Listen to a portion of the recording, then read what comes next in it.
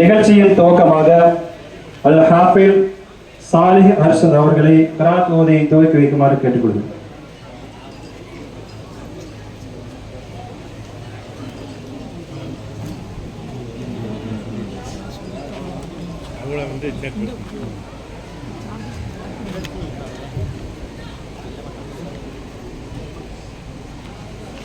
عليكم ورحمة الله تعالى وبركاته.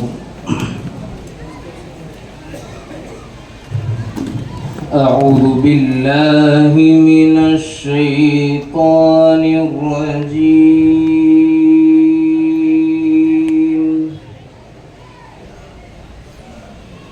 بسم الله الرحمن الرحيم.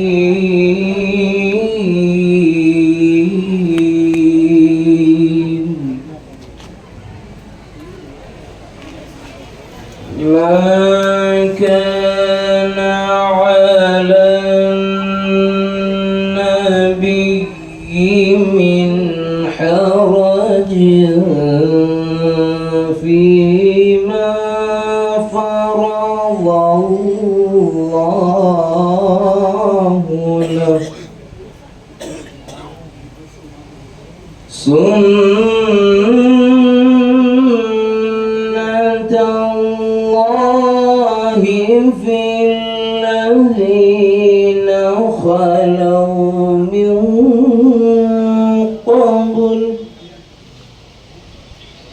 وكان أمر الله قدرا مقدورا.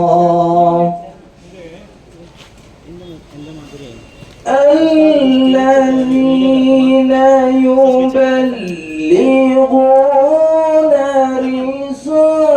رسالات الله ويخشونه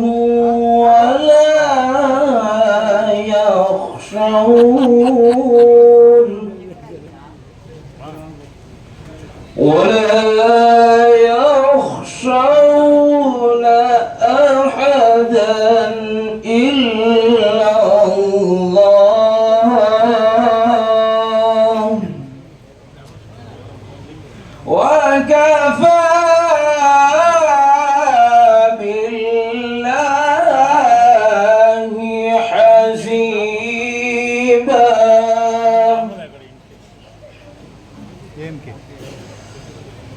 ما كان محمد أبا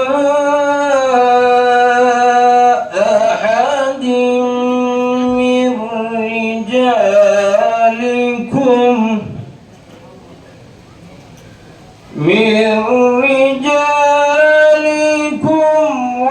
ولكن رسول الله وخاتم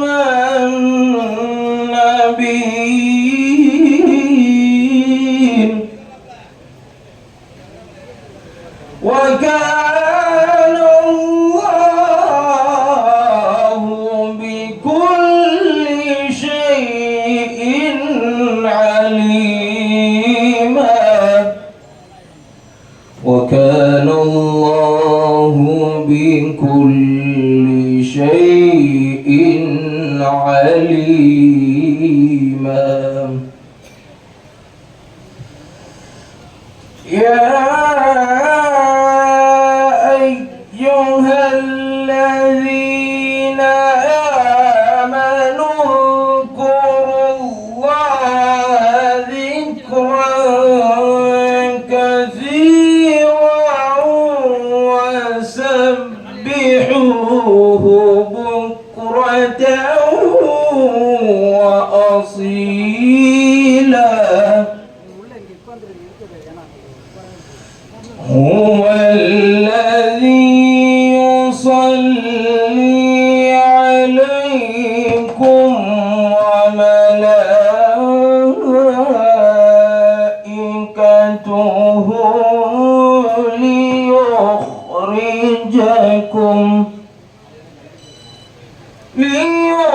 ليخرجكم من الظلمات إلى النور وكان بالمؤمنين رحيما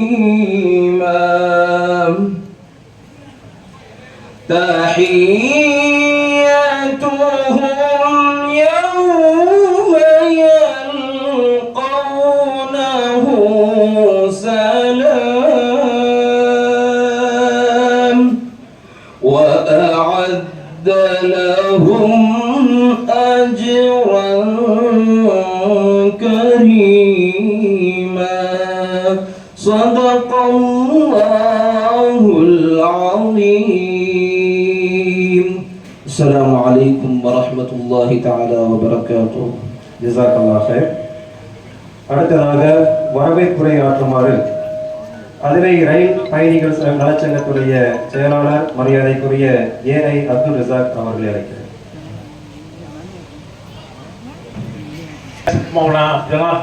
மௌலானா அவர்களையும் மற்றும் மேடை வீட்டுக்கு அனைவரையும் வருக வருக என்று அன்புடன் வரவேற்கின்றோம். இன்னும் சிறிது நேரத்தில் மரியாதைக்குரிய எம்எல்ஏ அண்ணாதுரை அவர்களும் மாண்புமிகு பாராளுமன்ற உறுப்பினர் முரசொலி அவர்களும் வர இருக்கின்றார்கள். அவர்களையும் வருக வருக என வரவேற்கின்றேன். அஸ்ஸலாமு அலைக்கும் வரஹ்மத்துல்லாஹி வபரகாத்துஹு.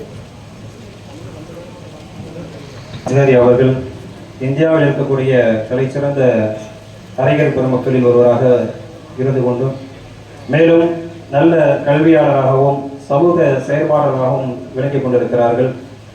இவர்களுடைய தலைமையின் கீழ் மர்கஸ் நாலேஜ் சென்டர் என்கிற ஒரு பெயரில் கேரளத்தில் 125 ஏக்கரில் ஒரு இஸ்லாமிய முன்மாதிரி நகரம் உருவாக்கப்பட்டு அதில் பள்ளிவாசலும் 5 ஏக்கரில் பள்ளிவாசலும் அதனை தொடர்ந்து சட்டக்கல்லூரி அதே போல மருத்துவக் கல்லூரி மற்றும் சர்வதேச கல்வி நிறுவனங்கள் வெல்னஸ் சென்டர் போன்ற பல்வேறு கல்வி நிகழ்வுகளை நடத்தி கொண்டிருக்கிறார்கள். சமூகத்துடைய மிக முக்கியமான பணியாக இருக்கக்கூடிய கல்வி பணியில் மஸ்ஜிதை அடிப்படையாக கொண்டு இயங்கக்கூடிய கல்வி பணியை துவங்கி நடத்தி கொண்டிருக்கிறார்கள். அவர்களை துவக்க உரையாற்ற வருமாறு அன்புடன் அழைக்கின்றோம்.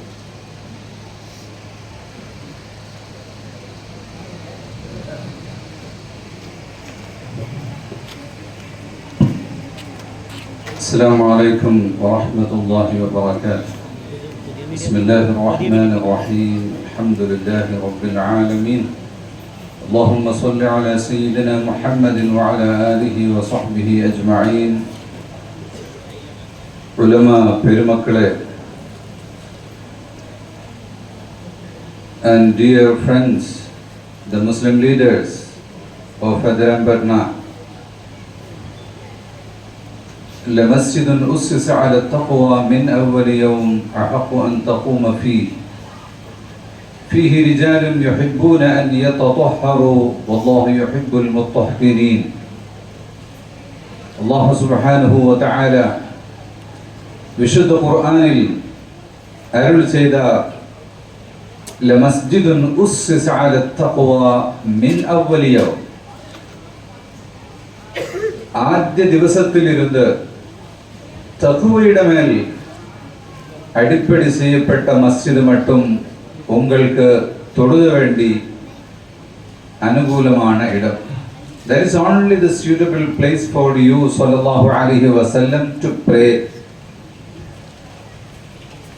When the munafiqeen of Medina made a masjid in the name of masjid, invited Rasulullah sallallahu alaihi wasallam for the opening of the masjid, Allah Ta'ala said, no, la taqum fihi abada, don't enter to that kind of masjid. Then what masjid you have to enter? La masjidun ussisa ala taqwa min awwal yawm. The masjid foundation stone laid from the first itself, from the beginning itself, on piety, on taqwa. What is the sign of that masjid? Fihi rijalun. That masjid will contain men. Fihi rijalun yuhibbuna an yatatahharu. They like purification.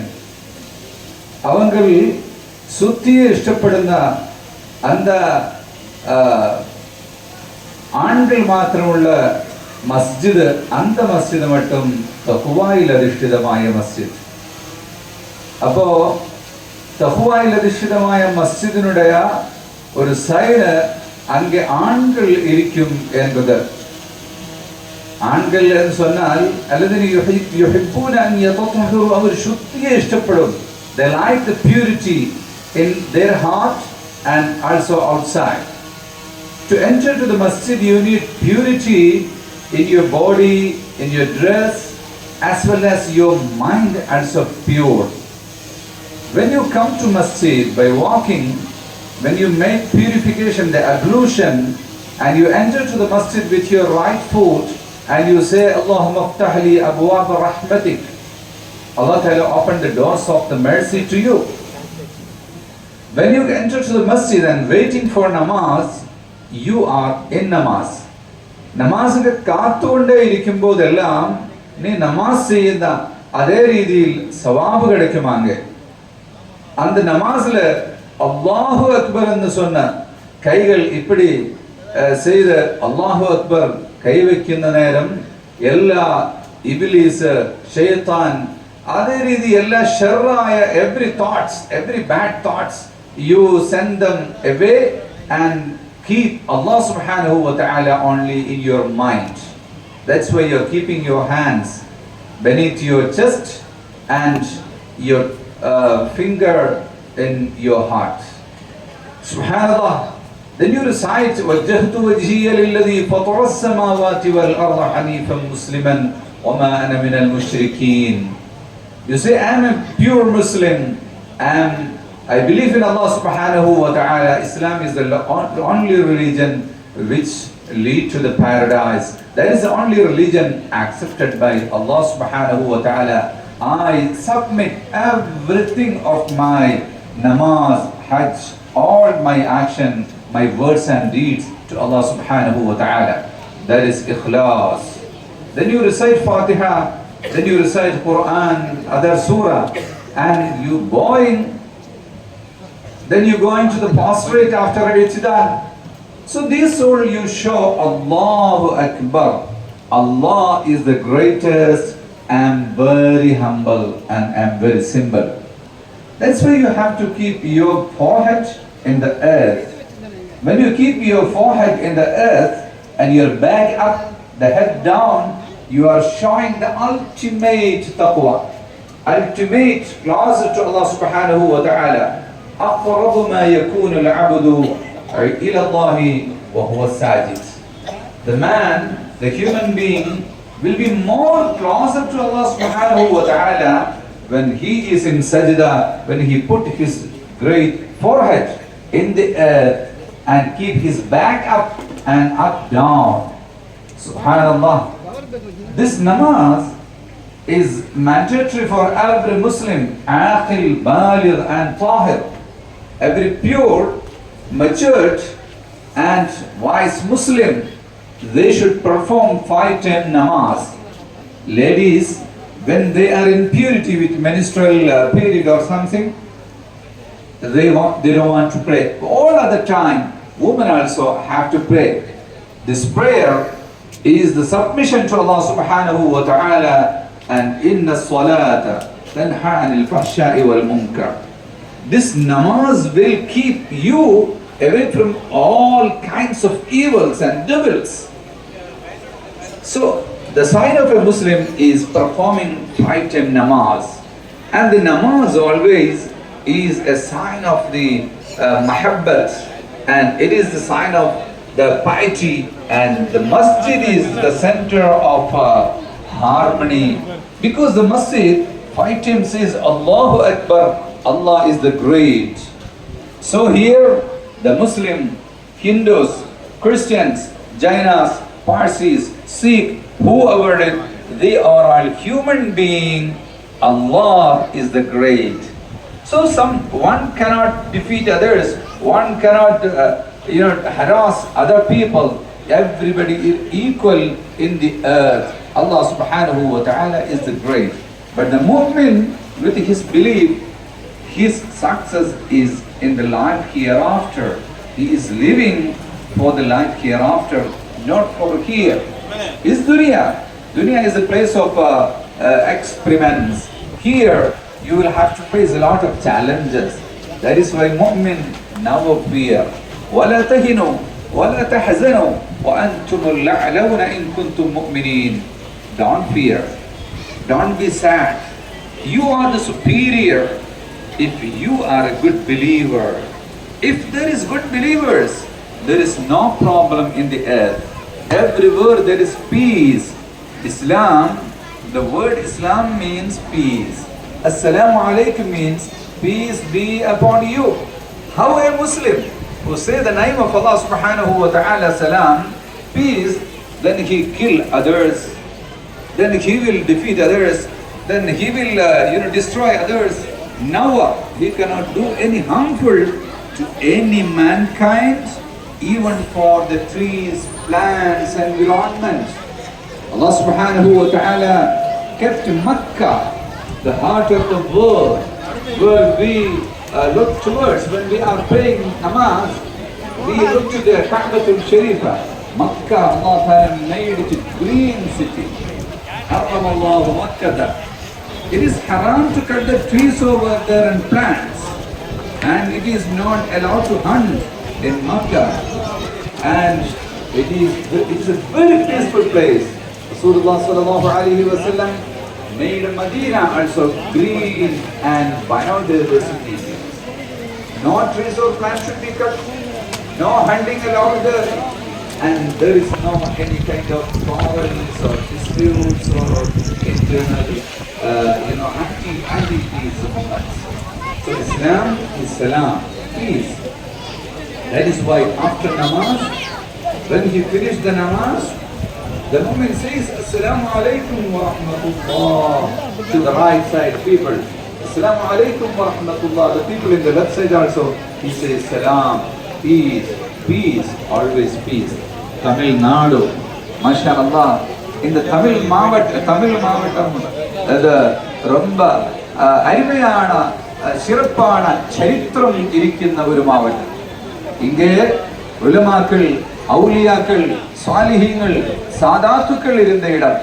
நம்ம கேரளாவில் உலமாக்கள் இஸ்லாத்தை படிக்க வேண்டி, கிதாப ஓத வேண்டி, தப்சீர், ஹதீஸ், ஃபிக்ஹ் படிக்க வேண்டி இந்த தமிழ்நாட்டிலே அரபி கல்லூரிகளில் மட்டும் வந்த முதல் കാലത്ത് തന്നെ, വളരെ നേരത്തെ തന്നെ അവർ இந்த ഊരിൽ വന്നിട്ട് അതിനാമ്പട്ടണത്ത് ബാക്കിയാത്ത് സാലിഹാത്തില് മദർസ ലത്തീഫിയ, അതേ രീതി മിസ്ബാഹുലും നീടൂര് എവ്വൊരു അറബി കല്ലൂരികളിൽ മദ്രസാക്കളിൽ വന്ന് ഇസ്ലാമെ പഠിത്തത് കേരളത്തിലെ ഉലമാക്കൾ ശ്രീലങ്ക, ജാവ, സുമാത്ര அந்த எல்லா இடத்தில் இருந்தும் இப்பொழுதும் கேரளாவில் நம்ம இஸ்லாமிக் ஸ்டடீஸ் शुरू பண்ணுவாங்க. Mizan, Ajnas, the beginning of the Nahwu Sarf Kitab written by Muhammad Labba Al-Qahiri. அங்கே திருநெல்வேலியில் இடப்பட்டுள்ளவர். அதே ரீதியில் எவ்வொரு most of the kitabs which we are reading written by the ulamas of Tamil Nadu. Those days everybody were coming to Tamil Nadu.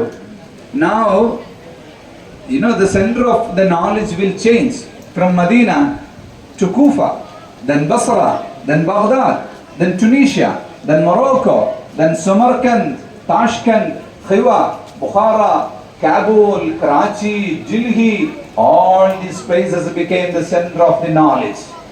Now Kerala is one of the biggest center of the knowledge in the world, where the students are coming from all over the world. And the Kerala and Tamil Nadu Kalachara is very much mixed. We have centuries old tradition.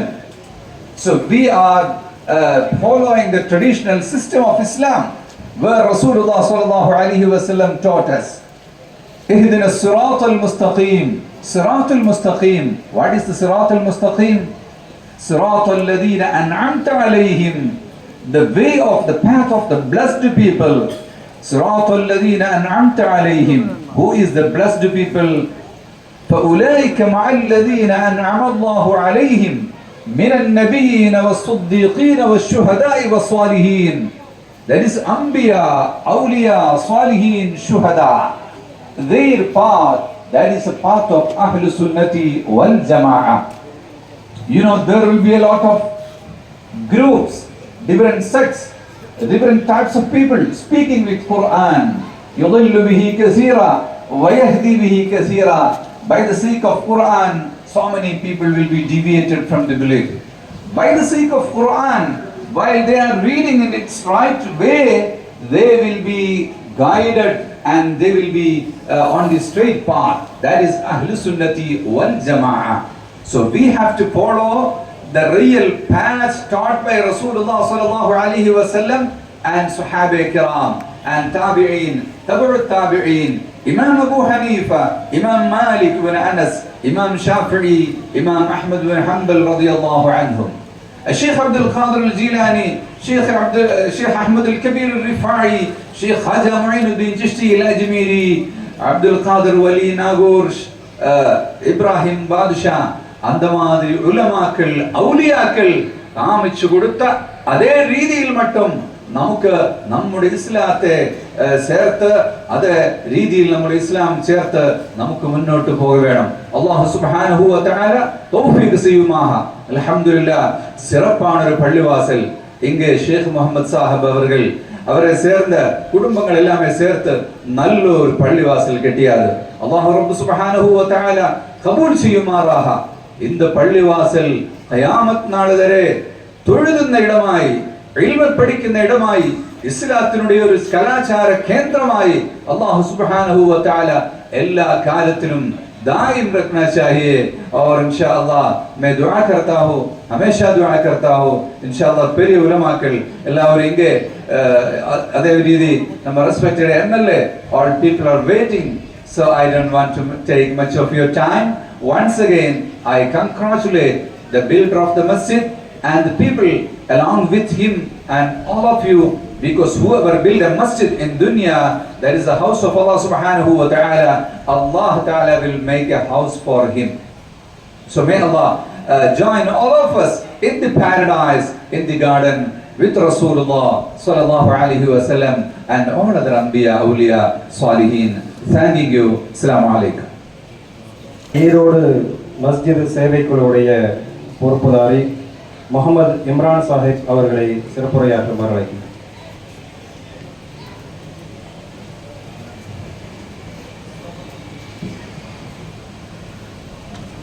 அஸ்ஸலாமு அலைக்கும் வரஹ்மத்துல்லாஹி வபரகாத்துஹு. கண்ணியமிக்க சங்கைமிக்க உலமா பெருமக்களே, மஸ்ஜிதின் தலைவர்கள், நிர்வாகிகளே, கண்ணியமிக்க பெரியோர்களே, சகோதரர்களே, அல்ஹம்துலில்லாஹ், அல்லாஹ் சுப்ஹானஹு வ தஆலாவுடைய கிருபையை கொண்டு இந்த ஒரு சிறப்பான நிகழ்ச்சி, மஸ்ஜித் துவக்க விழா, அசர்லேருந்து அல்ஹம்துலில்லாஹ் சங்கைமிக்க பெரிய உலமாக்களுடைய பேச்சை நம்ம கேட்டுட்டு வரோம். மஸ்ஜிதுகள்னா என்ன, மஸ்ஜிதுனா என்னன்னு, என்னென்ன நடக்கணும். இன்றைக்கி நாம் தொழுகைக்காக மட்டும் மஸ்ஜிதை ஒதுக்கிட்டோம். அப்படி இல்லாமல் எஜுகேஷன், இந்த மாதிரி நிறைய விஷயங்கள் எப்படி உலமாக்கள் சொன்னாங்களோ அதே மாதிரி உலமாக்கள் சொல்லி தந்த வகையில் நாம் ஒரு சின்ன சேவையை செஞ்சுட்டு வரோம். அல்ஹம்துலில்லாஹ். எப்படின்னா உலமா பெருமக்கள் சொல்கிறாங்க, நபிகள் பெருமானார் ஸல்லல்லாஹு அலைஹி வஸல்லம் அவர்களுடைய காலத்தில் மஸ்ஜிதுன் நபவி அப்படிங்கிற மஸ்ஜிதில் 4 அமல்கள் நடந்துட்டு இருந்துச்சு. ஒன்றும் தாவத்து, அல்லாஹ்வின் பால் மக்களை அழைப்பது, அல்லாஹ்வோடு மக்களை இணைப்பது, அல்லாஹ்வை பற்றி மக்களுக்கு எத்தி வைப்பது. 2வது வணக்க வழிபாடுகள், இபாதத்து, குர்ஆன் திலாவத்து, ஜிக்ர், அதுவும் நடந்துச்சு. 3வது தாலீம் தாலும், சங்கைமிக்க உலமா பெருமக்கள் சொன்ன மாதிரி அந்த மஸ்ஜிது நபவியில தான் கல்வியுடைய எல்லா விதமான முயற்சிகள், எல்லா விதமான உழைப்புகள் நடந்துச்சு. ஒரு பக்கம் வந்து குர்ஆன் சொல்லி கொடுக்கப்படுது அந்த மஸ்ஜிது நபவியில், ஒரு பக்கம் வந்து மஸ்லா மசாயில் எப்படி வியாபாரம் செய்யணும், எப்படி கொடுக்கல் வாங்கல், மனைவி மக்கள்னா என்ன, எப்படி ஒவ்வொருத்தருடைய ஹக்கு நிறைவேற்றணும், எல்லா விஷயங்களும் அங்கே தான் கற்றுக் கொடுப்போச்சு. புகழ்பெற்ற சம்பவம் நம்மளாம் கேள்விப்பட்டிருக்கோம். அதில் உமர் ரலியல்லாஹு அன்ஹு அவர்கள் போகிறாங்க. ஒரு வியாபாரி வியாபாரம் செஞ்சுட்டு இருக்காரு. உடனே கேட்குறாங்க, நீ வியாபாரம் செய்யலையே, வியாபாரத்துக்கு உண்டான கல்வி அந்த மசாயிலே நீ கற்றுக்கிட்டியா, எப்படி செய்யணுங்கிறத கற்றுக்கிட்டியா? இல்லை, கற்றுக்கல. சொல்கிறாங்க, உடனே போங்க, மஸ்ஜிது போய் போங்க, அங்கே போய் அது எப்படி செய்யணும் அப்படிங்கிற அந்த விஷயத்தை கற்றுக்கிட்டு வந்து வியாபாரத்தை செய்யணும் அப்படிங்கிறாங்க. அது போல் வந்து எல்லா விஷயங்களையும் பள்ளிவாசல் மஸ்ஜிது நபவியில் வந்து மருத்துவமனைக்கு உண்டான மருத்துவ ரீதியான முகாம்கள் நடத்தப்பட்டன. சிறைசாலையாக பயன்படுத்தப்பட்டது. அந்த சிறைவாசிகளுக்கு நல்ல முறையில் அவங்களுக்கு இக்ராம் செஞ்சு அவங்க மனசு மாறி நேர்மையான நல்ல வழியில் வரக்கூடிய அந்த அஹ்லாக் ஒழுக்கங்கள் கற்றுக் கொடுக்கப்பட்டது. சாதாரணமாக ஒரு மதீனாவுக்குள்ளே ஒருத்தர் வந்தாருன்னா வழிபோக்கரா வரும்போது அவர் சாதாரணமாக வருவார், போகும்போது அல்ஹம்துலில்லாஹ் ஹிதாயத்து பெற்றவராக அங்கிருந்து போவார். அப்பேற்பட்ட விஷயங்கள் எல்லாம் சொல்லி கொடுக்கப்பட்ட இடம் தான் வந்து மஸ்ஜித், பள்ளிவாசல்கள். அதே அடிப்படையில் அல்ஹம்துலில்லாஹ் நாம் ஒரு சேவை, என்ன சேவைனா இதுவும் ஹஜ்ரத் உமர் ரலியல்லாஹு தஆலா அவர்களை வச்சு நாம் புரிஞ்சுக்கலாம். அவங்களுடைய ஒரு புகழ்பெற்ற சம்பவம், அவங்களுடைய அந்த ஹிலாஃபத்தில் ஆட்சியில் வந்து இரவு நேரத்தில் ரோந்து போவாங்க. மக்கள் என்ன நிலைமையில் இருக்கிறாங்க, எப்படி இருக்கிறாங்க அப்படின்னு போய் பார்க்கும்போது, நம்மளாம் நிறைய இந்த ஹதீஸை படிச்சிருக்கோம், கேட்டிருக்கோம். காட்டு வழியாக போகும்போது ஒரு பெண்மணி சமைச்சிட்டு இருக்காங்க. சமைக்கிற மாதிரி பாவனை செஞ்சுட்டு இருக்காங்க. சமைக்கிறதுக்கு ஒன்றுமே இல்லைங்க, அடுப்பில் வந்து வெறும் சட்டி தான் இருக்குது, அதில் சுடு தண்ணி கொதிக்க வச்சுட்டு இருக்காங்க. சின்ன சின்ன குழந்தைகள் இருக்கு அந்த பெண்மணிக்கு, அந்த குழந்தைகளும் அழுதுட்டு இருக்கு. உடனே அந்த ஹஜ்ரத் உமர் ரலியல்லாஹு அன்ஹு அவர்கள் சொல்கிற பொழுது வரலாறு இருக்கிறது, வரலாறு ஆசிரியர்கள் எழுதுகிறாங்க. முக்கால்வாசி உலகத்தை ஆட்சி செய்த ஒரு ஹலீஃபா, ஆட்சியாளர் கேட்குறாங்க, யாருமா நீ, என்னம்மா விஷயம், உனக்கு என்ன கஷ்டம், யார் நீ, என்ன பண்ணிட்டு இருக்க? சொல்கிறாங்க, நான் ஒரு விதவை பெண்மணி, என் வீட்டுக்காரர் கிடையாது, எனக்கு எந்த வருமானமும் கிடையாது, இந்த குழந்தைகள் வந்து அனாதை குழந்தைகள், நான் வந்து மிகவும் வறுமையில் இருக்கிறேன், எனக்கு சாப்பாடு கூட எதுவும் கிடையாது, இந்த தண்ணியை வந்து நான் கொதிக்க வச்சுட்டு இருக்கிறேன், இந்த குழந்தைகளுக்கு ஆறுதல் செய்ய வேண்டியிருக்காக வேண்டி கொஞ்ச நேரம் வந்து அந்த குழந்தைகள் அம்மா ஏதோ சமைக்கிறாங்கன்னு நினைச்சு அழுது கடைசியில் தூங்கிடுவாங்க, அப்புறமா நானும் தூங்கிடுவேன் அப்படின்னு சொல்லிட்டு ஒரு சில வார்த்தைகள் சொல்றாங்க அந்த பெண்மணி. உடனே வந்து அந்த வார்த்தைகளை கேட்டு ஹஜ்ரத் உமர் ரலியல்லாஹு அன்ஹு அவர்கள் பயத்தில் உறைஞ்சு போயிடுறாங்க. என்ன வார்த்தைகள்னா, என்னுடைய இந்த நிலைமைக்காக நாளை வந்து ஹலீஃபா உமரை நான் குற்றம் பிடிப்பேன் அப்படிங்கிறாங்க. உடனே உமர் ரலியல்லாஹு அன்ஹு பதறி போய் சொல்றாங்க, ஏமா நீ காட்டில் வந்து கஷ்டப்பட்டு இருக்கிறது, உன்னுடைய நிலைமை வந்து அமீருல் மூமினீனுக்கு தெரியும், என்ன வாய்ப்பு, எப்படி தெரியும் அப்படின்னு சொன்ன உடனே இந்த பெண்மணி சொல்றாங்க, ஒரு மக்களுடைய நிலைமையை தெரிஞ்சிக்காதவங்க ஒரு அமீருல் மூமினீனா அப்படின்னு சொன்ன உடனே பதறி போய் ஓடி போய் அந்த பைத்துல் மால், பள்ளிவாசல்கள் இப்போ சொன்ன மாதிரி அல்ஹம்துலில்லாஹ் மஸ்ஜிதுகள் பைத்துல் மாலாகவும் பயன்படுத்தப்பட்டிருக்கு. உடனே சில மளிகை பொருட்களை எடுத்துட்டு போய் தன்னுடைய அந்த கரங்களால் சமைச்சு பரிமாறிட்டு அங்கிருந்து வராங்க. இதே போலதான் அல்ஹம்துலில்லாஹ் நம்ம அதிராம்பட்டினத்தில் வந்து கிட்டத்தட்ட ஒரு 8-9 பள்ளிவாசல்ல ஒரு சேவை குழு அமைச்சிருக்கிறோம். ஈரோட்டில் வந்து நம்முடைய தலைமை இடம் இருக்கு அல்ஹம்துலில்லாஹ். இதுக்காக நாம எந்த ஒரு எதிர்பார்ப்பும் இல்லை, ஒரு 3-4 பேர் சேர்ந்து ஹைரான விஷயம் நன்மைக்காக ஒரு பள்ளிவாசல், ஒவ்வொரு பள்ளிவாசல்லையும் அனுமதி கேட்டு அந்த நிர்வாகம், தலைவர், பொருளாளர், செயலாளர் அவங்களாம் அனுமதி கொடுத்தாங்கன்னா இன்ஷா அல்லாஹ் நாம் அங்கே தங்கி அங்கே உள்ள நிலைமைகள் அந்த மொஹல்லாவை மட்டும் ஒரு கணக்கெடுத்து, அதாவது கணக்கெடுப்புனா தொகை கணக்கெடுப்பு அல்ல, தொகை எவ்வளோங்கிறது எல்லாருக்கும் தெரியும், மக்களுடைய நிலை என்ன, அதாவது வீடு நல்லா இருக்கும், பார்க்க வந்து ஆள் நல்லா இருப்பாங்க, உள்ளவங்களுக்கு என்ன பிரச்சனைகள் இருக்குது, அந்த மொஹல்லாவில் எத்தனை விதவைகள் இருக்காங்க, எத்தனை ஏழைகள், எத்தனை நோயாளிகள், மாடி வீட்டு ஏழைகளும்பாங்க, மாடி வீடு இருக்கும், எல்லாமே இருக்கும், ஆனால் உள்ள வெளியே சொல்ல முடியாத பிரச்சனைகள், அதெல்லாம் வந்து ஒவ்வொரு ஜமாத்தும் விரும்புது. அதன் அடிப்படையில் நாம் வந்து கணக்கெடுத்து அல்ஹம்துலில்லாஹ் அந்த கணக்கெடுப்பை முழுசாக ஒரு ரிப்போர்ட் மாதிரி செஞ்சு புக் போட்டு பள்ளிவாசல் நிர்வாகத்துக்கு ஒப்படைச்சிடணும். அது நாம் எடுத்துகிட்டு போகிறதில்ல. அதை வச்சு பல சேவைகள் செய்யலாம். நாம் ஈரோடு சேலமை மையமாக வச்சு ஒரு சில மருத்துவமனைகளில் அல்ஹம்துலில்லாஹ் நிறைய பேருக்கு அறுவை சிகிச்சை தேவைப்படும். ஆனால் அவங்களுக்கு பொருளாதார வசதி இருக்காது.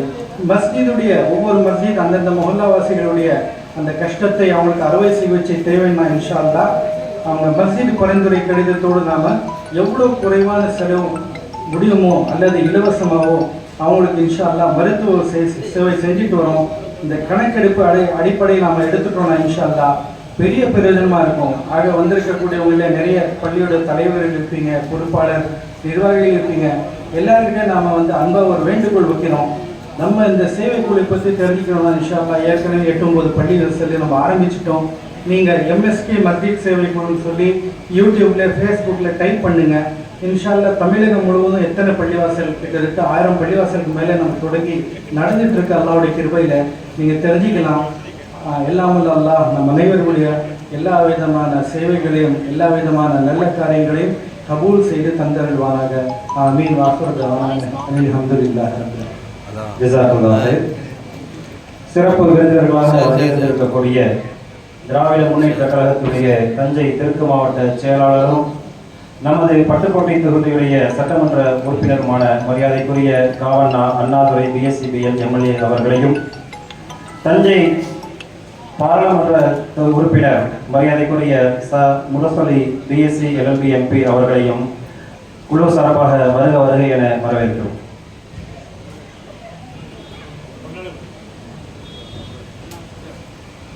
அடுத்ததாக சிறப்பு விருந்தினர்களை சிறப்பிக்கும் விதமாக வருகை தந்திருக்கக்கூடிய மரியாதைக்குரிய சட்டமன்ற உறுப்பினர் காவண்ணா அண்ணாதுரை அவர்களுக்கு மஸ்ஜித் குழுவுடைய சார்பாக எம்எஸ் ஷிஹாபுதீன் காக்கா அவர்கள் பொன்னாடை போர்த்தி கௌரவிப்பார்கள்.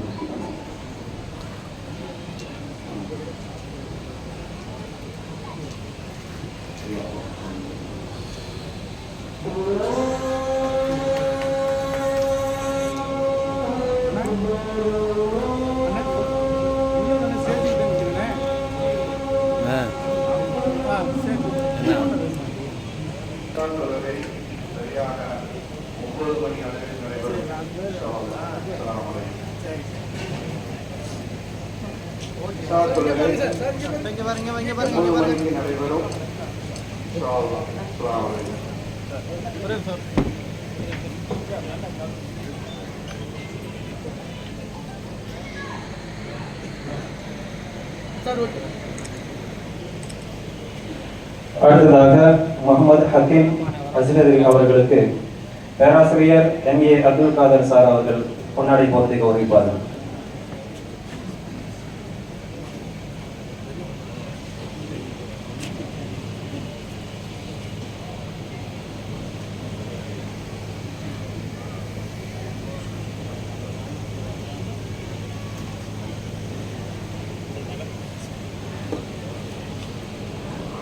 அடுத்ததாக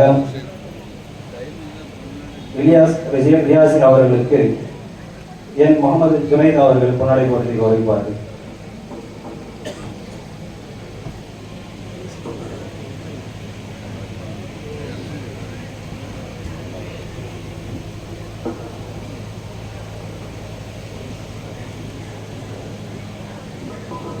யூனியன் பிரசிடென்ட் மரியாதைக்குரிய பழனிவேல் அவர்களுக்கு பேராசிரியர் அப்துல் காதர் சார் அவர்கள் பொன்னாடை போர்த்தி கௌரவிப்பார்கள்.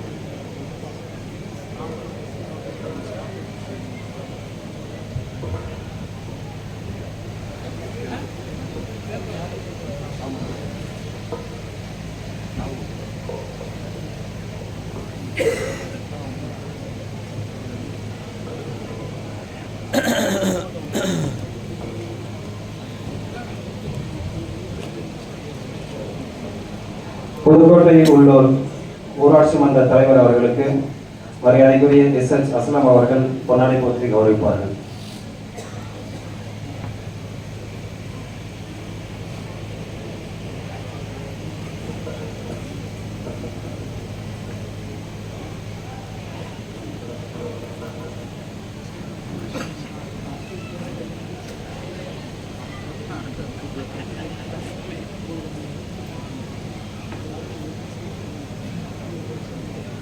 அஸ்ஸலாமு அலைக்கும் வரஹ்மத்துல்லாஹி வபரகாத்துஹு. மாண்புமிகு பாராளுமன்ற உறுப்பினர் சா முரசொலி அவர்களையும் மரியாதைக்குரிய காவண்ணா அண்ணாதுரை அவர்களையும் வருக வருக என வரவேற்கின்றோம். இந்த சபையில இது பள்ளிவாசல் திறப்பு விழா தான். இருந்தாலும் நமக்கு தேவையானதை கேட்க வேண்டியதை கேட்பதற்காக இருவர் வந்திருக்கிறாங்க. ஒன்று காவண்ணா அண்ணாதுரை அவர்கள், மரியாதைக்குரிய அண்ணாதுரை அவர்கள், சானா முரசொலி அவர்களும் வந்திருக்கிறார்கள். அதனுடைய தேவை என்னன்னு சொன்னாக்கா, இன்னைக்கு ஓட்டு எடுப்பு வச்சா கூட எங்களுக்கு சென்னைக்கு ரயில் சேவை தேவைன்னு சொல்லி ரொம்ப உறுதியா சொல்லுவாங்க. அந்த அளவுக்கு சென்னைக்கு போகணும் வரணுங்கிற ஒரு ஏற்பாடுல ஆசையில் இருக்காங்க. ஏறக்குறைய 12 வருஷமா அந்த ரயில் சேவை நிறுத்தப்பட்டிருக்கு. காங்கிரஸ் ஆட்சியில கடைசியா இருக்கும்போது 505 கோடி ரூபாய் கொடுக்கப்பட்டது. அதுக்கப்புறம் எந்த பட்ஜெட்டும் கொடுக்கப்படவில்லை. அதன் பிறகு ஆட்சி மாற்றத்துக்கு பிறகு நமக்கு இந்த சேவை கிடைக்கிறது ரொம்ப சிரமமா போயிடுச்சு.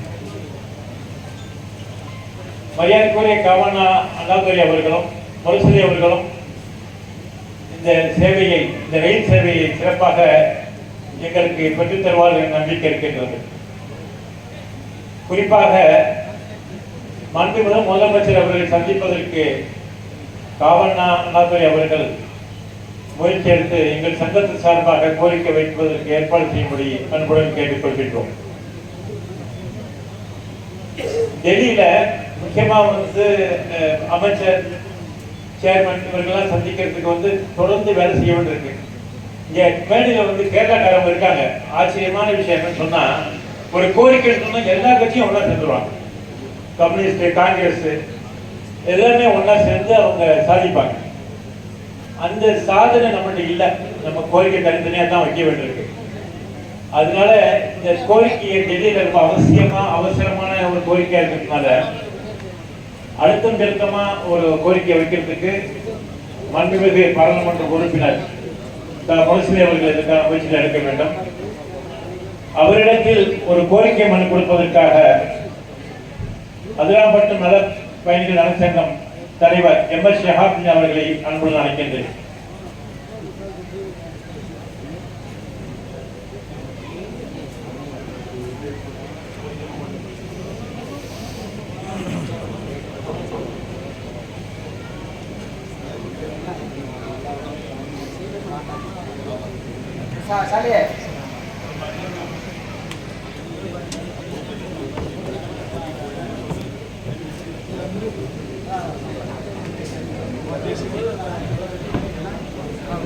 அடுத்ததாக மாண்புமிகு சட்டமன்ற உறுப்பினர் அவர்கள் கோரிக்கை மனுவை மரியாதைக்குரிய காக்கா MA காதர் அவர்கள் வழங்குவார்.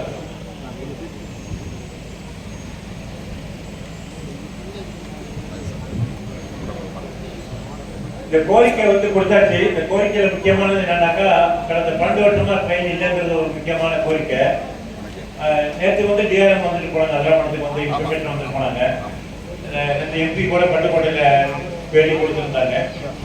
இது ரொம்ப அவசியமா இருக்கிறதுனால இதுக்கு ஒரு முக்கியத்துவம் கொடுத்து, மற்ற நிகழ்ச்சிகள் நிறைய இருக்கும், இதுக்கு ஒரு முக்கியத்துவம் கொடுத்து பணி கேட்டுக்கொள்கின்றோம்.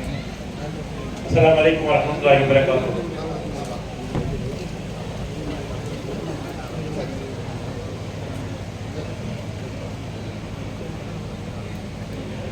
அஸ்ஸலாமு அலைக்கும் வரஹ்மத்துல்லாஹி வபரகாத்துஹு. எல்லா புகழும் இறைவனுக்கு. இங்கே முக்கியமாக வருகை தந்திருக்கக்கூடிய உலமா பெருமக்களையும், கழகத்திலிருந்து வரக்கூடிய தஞ்சை தெற்கு மாவட்ட செயலாளர், பட்டுக்கோட்டை சட்டமன்ற உறுப்பினர் காவண்ணா அண்ணாதுரை அவர்களையும், தஞ்சை நாடாளுமன்ற உறுப்பினர் சா முரசொலி அவர்களையும், அதிராம்பட்டினம் நகர கழக மேற்கு சார்பாகவும் இந்த பள்ளிவாசல் கமிட்டியாளர்கள் சார்பாகவும் வருக வருக என வரவேற்று, நான் உங்களுக்கெல்லாம் அறிமுகமான நமது சட்டமன்ற உறுப்பினர் என்றாலே அதிராம்பட்டினத்தில் எப்பொழுதுமே எல்லோரும் சொல்லப்படக்கூடிய செல்ல பிள்ளையாக அழைக்கக்கூடிய நமது அண்ணன் அவர்கள் இந்த நிகழ்ச்சிக்கு வந்திருக்கின்றார்கள். அதே போல டாக்டர் கலைஞர் அவர்களுடைய மூத்த பிள்ளை என்று சொல்லக்கூடிய, எனக்கு எத்தனை பிள்ளை இருந்தாலும் கூட முரசொலி தான் எனது முதல் பிள்ளை என்று கலைஞர் அப்பப்போ சொல்லக்கூடிய ஒரு செய்தியை கேட்டிருக்கின்றோம். அதே போன்ற மூத்த பிள்ளை தான் இன்றைக்கு நமக்கு நாடாளுமன்ற உறுப்பினராக இங்கே வருகை தந்து இந்த நிகழ்ச்சியை சிறப்பிக்க வேண்டும் என்று அவர்களை நாங்கள் எல்லாம் அழைத்தோம்.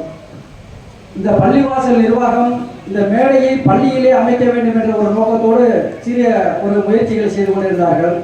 அதற்கு பின்பு நாடாளுமன்ற உறுப்பினர், சட்டமன்ற உறுப்பினர்கள்லாம் இங்கே வர இருக்கின்றார்கள் என்பதோடு இந்த இடத்தை சுத்தம் செய்து ரோலர் விட்டு உறுத்தி அதற்கு பிறகான ஏற்பாடுகள் தான் இந்த ஒரு அமைப்பில் செய்ததனால், அவசரமாக செய்ததனால் சில குறைபாடுகள் இங்கே இருக்கு. தயவு செய்து யாரும் இதை வருத்தத்தோடு எடுத்துக்கொள்ளாமல் இன்று நாடாளுமன்ற உறுப்பினர் அவர்கள் வாக்களித்தவர்களுக்கு நன்றி சொல்லிவிட்டு ஓய்வில்லாமல் சுற்றி கொண்டிருக்கின்றார்கள். நமது ஊரில் இன்றைக்கு 2 நிகழ்ச்சிகள் நடைபெற இருந்தது. யதார்த்தமாக ஒரு சூழ்நிலையினால முடியாத ஒரு காரணத்தினால் ஒரு நிகழ்ச்சி காலையிலே ஜாவியால் வரக்கூடிய நன்றி சொல்வதற்காக வருவதாக இருந்தார்கள். அங்கே தவிர்க்க முடியாத காரணத்தினால் அவர்களால் வர முடியவில்லை. சட்டமன்ற உறுப்பினர்கள் அங்கே வந்து மக்களை சந்தித்து ஏனென்று கேட்டால் நாங்கள் அங்கே ஒரு நிகழ்ச்சிகளை ஏற்பாடு செய்து ஜமாத்தார்கள், கூட்டணி கட்சிக்காரர்கள், அதோடு இன்றைய தேதி போட்டு ஒரு கல்வெட்டு கொடிமரம் ஏற்றி கொடியேற்று போன்ற நிகழ்ச்சிகள் எல்லாம் ஏற்பாடு செய்ததால் தவிர்க்க முடியவில்லை. அதனால் மாவட்ட செயலாளர் மட்டும் வந்து அந்த நிகழ்ச்சிகளை எங்களுக்கு நடத்தி தந்தாலும் கூட நமது நாடாளுமன்ற உறுப்பினர் அவர்கள் இங்கே வாக்களித்த மக்களுக்கு நிச்சயமாக நான் நன்றி சொல்ல வேண்டும், அதற்காக ஒரு நேரத்தை ஒதுக்கி நான் வருகிறேன் என்று சொல்லியிருக்கிறார்கள். நிச்சயமாக அதுவும் வருவார்கள். இப்போது அவர்கள் இந்த பள்ளிவாசலில் அரசியல் பேசுவதாக யாரும் நினைக்க வேண்டாம், யாரும் தவறாக எண்ண வேண்டாம். அவர்களுக்கு ஒரு வாய்ப்பை கொடுத்து இங்கே அவர்கள் நன்றி சொல்வதோடு இந்த வாழ்த்துறையை சுருக்கமாக உரையாற்றுவார்கள் என்பதை சொல்லி உங்கள் அனைவரை கேட்டுக்கொள்கிறேன். இப்போது நமது நாடாளுமன்ற உறுப்பினர் அவர்கள் இங்கே சிறு உரையாற்றுவார்கள். உங்கள் அனுமதியோடு.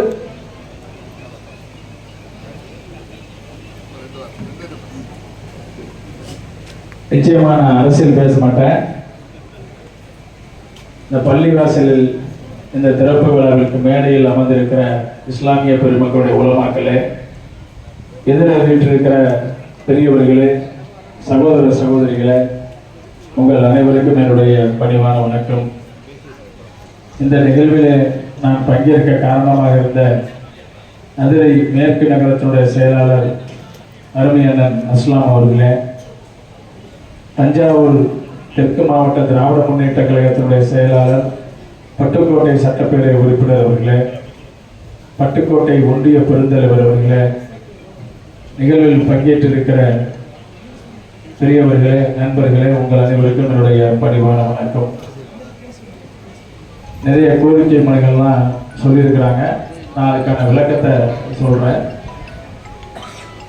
முதல்ல நான் நாடாளுமன்றத்தினுடைய வேட்பாளராக அறிவிக்கப்பட்டு இந்த அதிராம்பட்டினம் வருகை தந்த போது மிக எழுச்சியான, மிக அன்பான, மிக உற்சாகமான வரவேற்பை இந்த அதிராம்பட்டினம் மக்கள் எனக்கு வழங்கினீங்க. அதற்கு நான் என்றென்றும் உங்களோட நான் உறுதியாக நிற்பேன் என்ற முதலில் அந்த வார்த்தையை தெரிவிச்சுக்கிறேன். அப்புறம் நடந்து முடிந்த நாடாளுமன்ற தேர்தலில் கிட்டத்தட்ட இந்த அதிராம்பட்டினம் பேரூச்சை பொறுத்த வரைக்கும் 10,000 வாக்குகளை அதிகமாக அள்ளி குவிச்ச உங்களுக்கு என்னுடைய மனமார்ந்த நன்றி.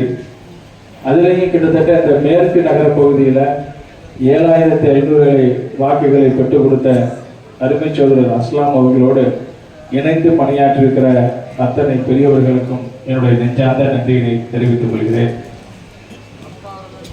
பொதுவாக இப்போ அண்ணன் தம்பினாலே அண்ணனுக்கு தம்பிக்குமே சொத்து பிரச்சனை வருது.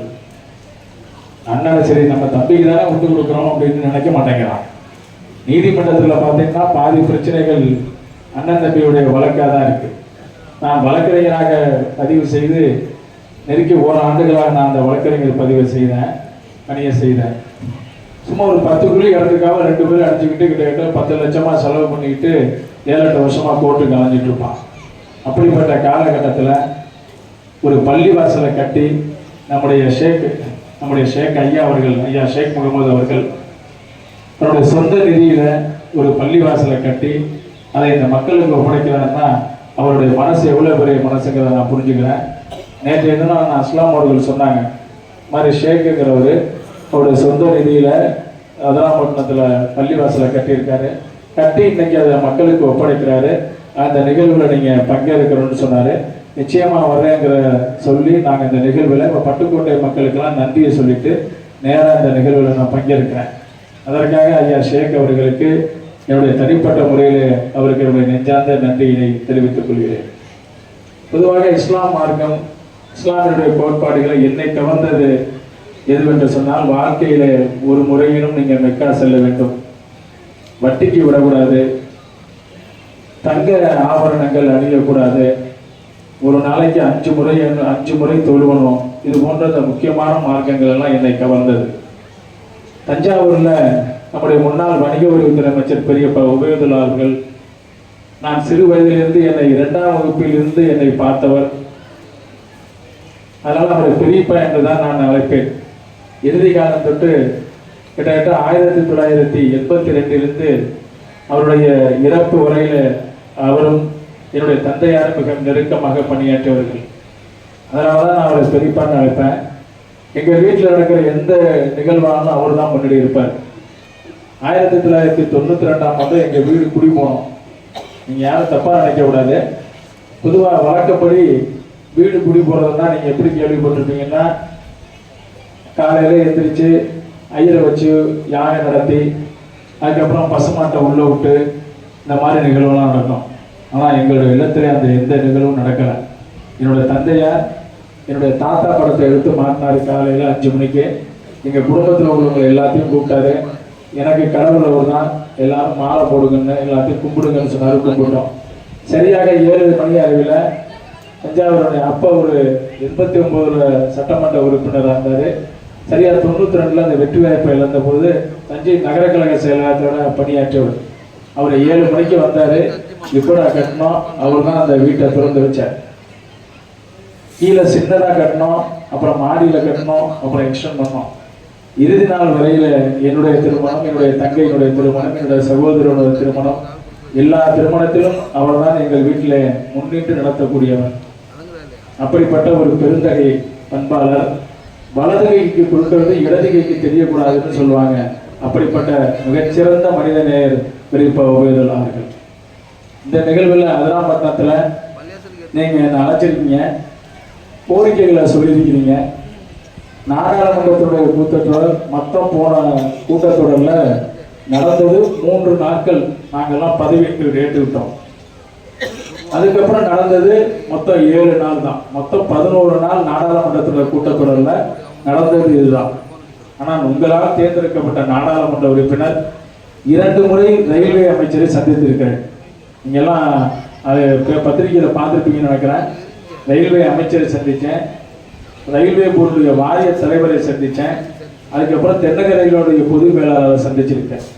மிக முக்கியமாக நான் அவர்கிட்ட சொல்கிறது 3 கோரிக்கைகள் தான் சொல்லியிருக்கிறேன். மீண்டும் பட்டுக்கோட்டை பேராவூரணி மக்களுடைய வரப்பிரசாதமாகிற கம்பன் எக்ஸ்பிரஸை நீங்கள் மீண்டும் இயக்கணும்னு கேட்டிருக்கேன். அதே போலவே தாம்பரம் செங்கோட்டை எக்ஸ்பிரஸை அதிராம்பட்டினத்திலையும் பேராவூர்லையும் நிற்கணும், ஸ்டாப்பேஜ் ட்ரெயின், அதுக்கு இன்னும் கோரிக்கை வச்சுருக்கேன். தஞ்சாவூர்லேருந்து சென்னைக்கு ஒரு புதிய ரயில் தடம், புதிய ரயில் ஒன்று பகல் நேரத்தில் கொடுக்கணும்னு கோரிக்கை வச்சுருக்கிறேன். நிறைய கோரிக்கைகள் வச்சுருக்கிறேன்.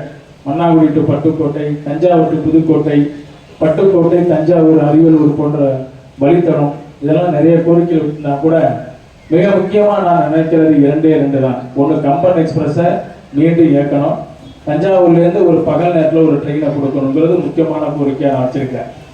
வாரிய தலைவரை சந்தித்தப்போ அவங்க சொன்னாங்க, நீங்கள் தென்னகரையுடைய பொது மேலாளரை சந்திங்கன்னு சொன்னாங்க.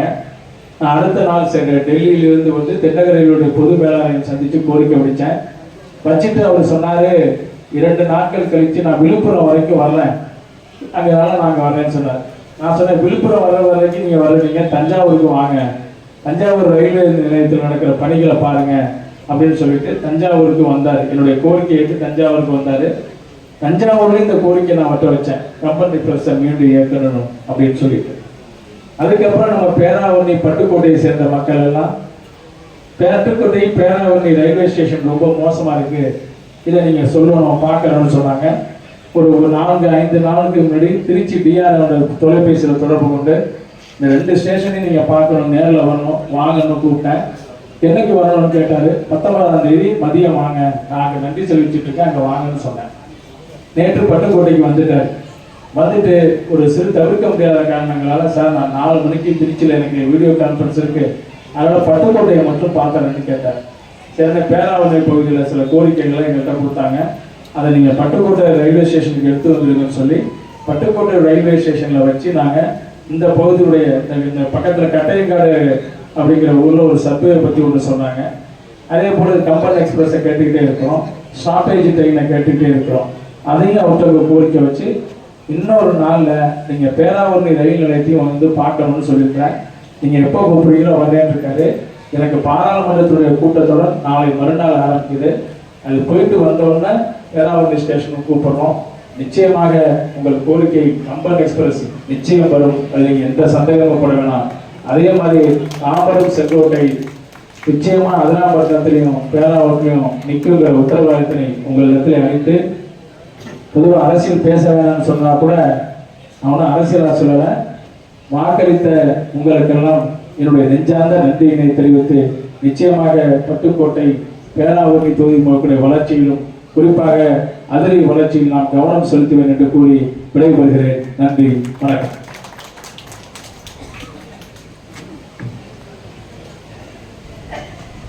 வரவேற்பு வழங்கும் போது நான் அதிராமண நகர சார்பாக, மேற்கு நகர சார்பாக யூனியன் சேர்மன் டி பழனிவேல் அவர்கள் வந்திருக்காங்க. அப்புறம் வெங்கடாச்சலம், நம்ம இது உள்ளூர் புதுக்கோட்டை ஊராட்சியை சேர்ந்த இடம் தான் இது, அதிராம்பட்டினம் கிடையாது, உள்ளூர் புதுக்கோட்டை. அவங்களால நிறைய உதவிகள் இந்த பள்ளிவாசலுக்கு தொடர்ந்து இருந்து கொண்டே இருக்குது. அவர்களுக்கும் இந்த நேரத்தில் நன்றி சொல்லிட்டேன். இன்றைக்கி ஆக்சுவலி நம்ம ஊரில் ஷட் டவுன் பண்ணியிருந்தாங்க. கரண்ட் 6 மணிக்கு தான் கரண்ட் கொடுப்பாங்க. இன்றைக்கி நாடாளுமன்ற உறுப்பினர், சட்டமன்ற உறுப்பினர்லாம் இங்கே கலந்துக்கிறாங்க. அந்த பள்ளிவாசல் திறக்கக்கூடிய ஒரு விஷயத்தை நம்ம எம்எல்ஏ ஏடிகிட்டெல்லாம் தொடர்பு கொண்டு சொன்னதில்ல. இன்றைக்கி 2:30 மணிக்கெல்லாம் ஸ்பெஷலாக இந்த கரண்ட் வழங்கப்பட்டதை இந்த நேரத்தில் சொல்லி அவங்களுக்கும் இதற்கு முயற்சி செஞ்ச அண்ணன் அவர்களுக்கு நன்றியை தெரிவித்துக் கொள்கிறேன். நன்றி. அஸ்ஸலாமு அலைக்கும். அடுத்ததாக வாழ்த்துறை வழங்குமாறு பட்டுக்கோட்டை சட்டமன்ற உறுப்பினர் காவன அண்ணாதுரை அவர்களை அழைக்கிறேன்.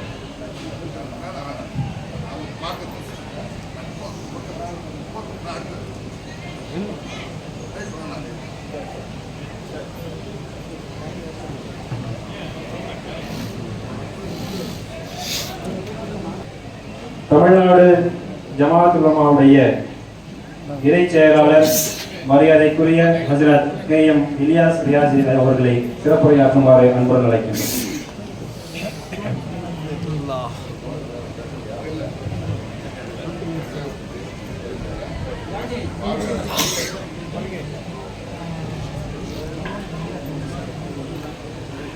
அஸ்ஸலாமு அலைக்கும் வரஹ்மத்துல்லாஹி வபரகாத்துஹு.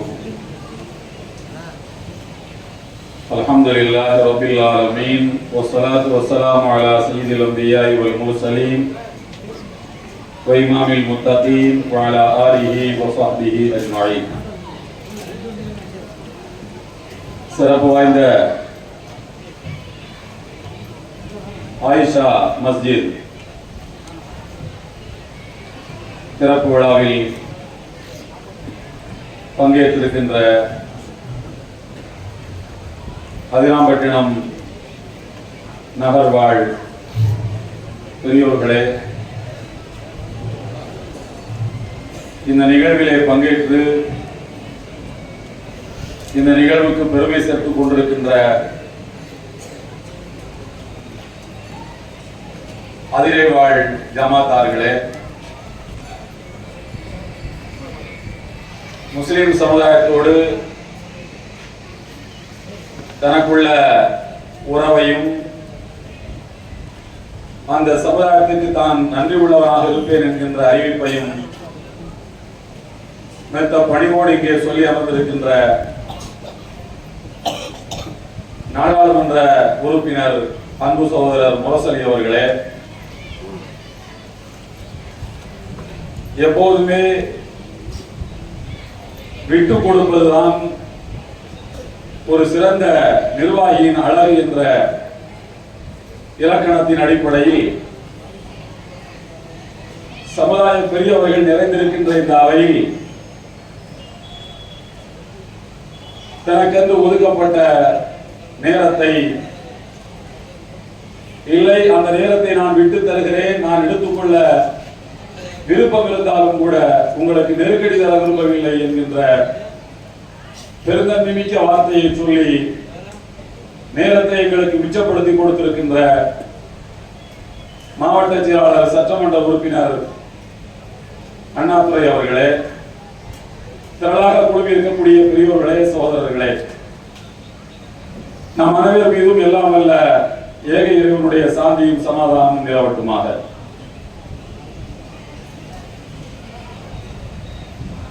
ஒரு சிறப்பு வாய்ந்த பள்ளிவாசலை ஊருக்கு வெளியிலே வெளியூருக்கு செல்லக்கூடியவர்கள் பயனடையக்கூடிய வகையிலே மாத்திரமல்ல,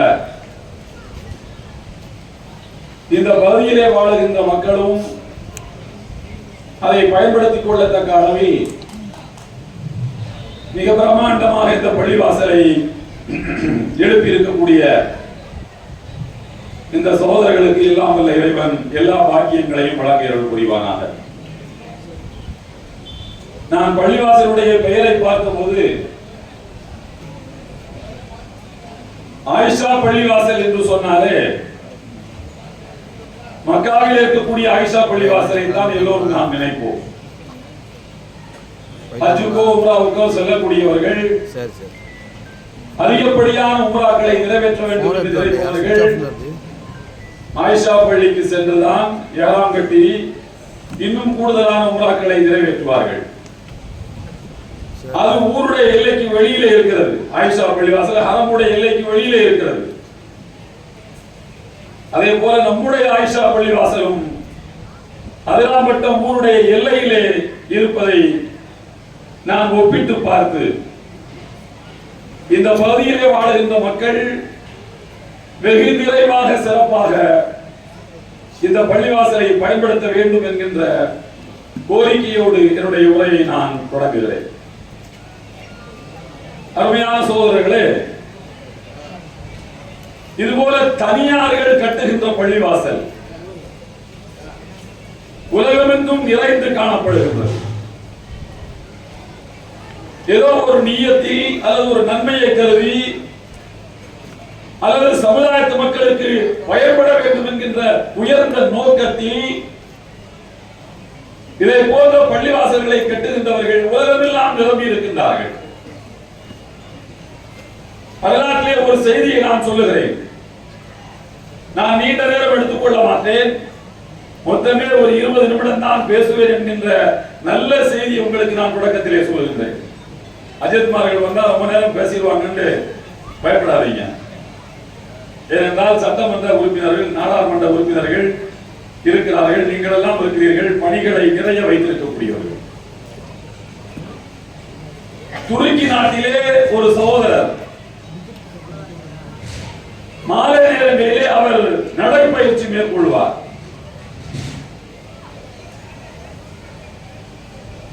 பஜார்கள் வழியாக நடைப்பயிற்சி, சந்தை வழியாக நடைப்பயிற்சி மேற்கொள்ளுகிற போது விதவிதமான வண்ண வண்ண உணவுகள் எல்லாம் பொரிக்கப்பட்டவை, வறுக்கப்பட்டவை, அவிக்கப்பட்டவை, இப்படி வண்ண வண்ண உணவுகள் எல்லாம் சாலை ஓரத்து கடைகளிலே இருக்கக்கூடிய காட்சிகளை அவர் பார்ப்பார். பாக்கெட்டிலே பணம் இருக்கும். அந்த பொருளை வாங்கி சாப்பிட வேண்டும் என்கின்ற ஆசை இருக்கும். மாலை நேரம் என்று சொன்னால் நடைபயிற்சி மேற்கொண்டால் ஒரு மெல்லிய பசி ஒன்று எட்டி பார்க்கும். பொதுவாக முஸ்லிம்கள் நிறைந்த ஊர்களிலே மாத்திரமல்ல, எல்லா ஊர்களிலும் இப்போது மாலை நேரத்து சாலையோர உணவகங்களிலே சுவையான பண்டங்கள் எல்லாம் விற்கப்படுவது உண்டு. வாங்கி சாப்பிட வேண்டும் என்ற ஆசை இருக்கிறது, பணம் இருக்கிறது, பொருளும் இருக்கிறது. ஆனால் அவர் அந்த கடையை கடந்து செல்கின்ற போது மனதுக்குள்ளே சொல்லிக் கொள்வார், சாங்கியதீம். சாங்கியதீம் என்றால் துருக்கி மொழியிலே நான் சாப்பிட்டதாக நினைத்துக் கொள்ளுகிறேன் அப்படின்னு அர்த்தம். சாப்பிட்டதா நினைச்சுக்கிறையா, சாப்பிட மாட்டேன். இப்படி எந்த பொருளை பார்த்தாலும் நான் சாப்பிடுவதாக நினைத்துக் கொள்கிறேன் என்று சொல்லுவார். வாங்க மாட்டார், சாப்பிட மாட்டார். அந்த பொருளுக்குரிய பணம் எவ்வளவோ அதை ஒரு உண்டியலிலே போட்டு சேகரித்து வந்தார். தினந்தோறும் இப்படி கொஞ்சம் கொஞ்சமாக பணம் சேர்க்கின்றார். ஒரு நாள் முதுமையின் காரணமாக அவர் இறந்து போகிறார். அவருடைய உண்டியலை உடைத்து பார்க்கிறார்கள். உண்டியலை உடைத்து பார்க்கின்றார்கள். எக்கச்சக்கமா பணம் இருக்கிறது.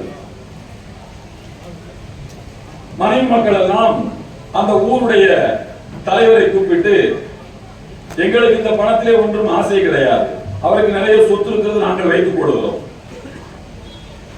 இந்த பணத்தை அவருடைய பெயரால் ஒரு பள்ளிவாசலை கட்டுவதற்கு பயன்படுத்திக் கொள்ளுங்கள் என்று ஒப்படைக்கின்றார்கள். ஜமாத்துல ஒரு பெரிய பள்ளிவாசல் எழுப்பப்படுகிறது. பள்ளிவாசலுக்கு என்ன பெயர் வைக்கலாம், அவருடைய பெயரை வைத்து விடலாமா, இப்படி பல டிஸ்கஷன், பல கருத்து கேட்கப்பட்டுக் கொண்டிருக்கிறது.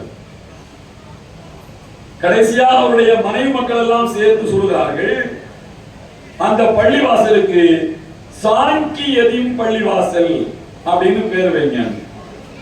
சாங்கி எதிம்னா சாப்பிட்டதாக நினைத்துக் கொள்ளுகிறேன் அப்படின்னு அர்த்தம். அந்த பள்ளிவாசலுக்கு பேரே என்னன்னா சாப்பிடுவதாக நினைத்துக் கொள்ளுகிறேன் பள்ளிவாசல். துருக்கியில இன்னைக்கு இருக்கு, அல்பாத்தி டிஸ்ட்ரிக்ட்ல இருக்கிறது. அதற்கு படங்கள் எல்லாம் கூட வந்திருக்கின்றன. ஒரு மனிதன் தன்னுடைய ஆசைகளையும் உணர்வுகளையும் அடக்கிக் கொள்வது என்பது இறைவனை அடைவதனுடைய தொடக்க புள்ளி. இன்றைக்கு இந்த பள்ளிவாசல் கம்பீரமாக நான் பார்த்தவுடனே சொன்னேன், வெளியில இருந்து பார்ப்பதற்கு அவ்வளவு கம்பீரமாக இது இருக்கிறது என்று. ஏதோ மலேசியாவிலே ஒரு முஸ்லிம் நாட்டுக்குள்ளே நுழைந்தால் எப்படி பள்ளிவாசலுக்கு விசாலமான இடங்கள் விடப்பட்டு தாராளமாக கட்டப்பட்டிருக்குமோ அப்படி கம்பீரமாக எழுந்திருக்கிறது இந்த பள்ளிவாசல். இதை கட்டி கொடுத்தவர்கள் மாத்திரமல்ல, அவருடைய பிள்ளைகளும் கூட பாக்கியம் பெற்றவர்கள். ஏனென்றால் இந்த பணத்தை அவர்கள் வைத்திருந்தால் பிள்ளைகளுக்கு தான் போய் சேர்ந்திருக்கும்.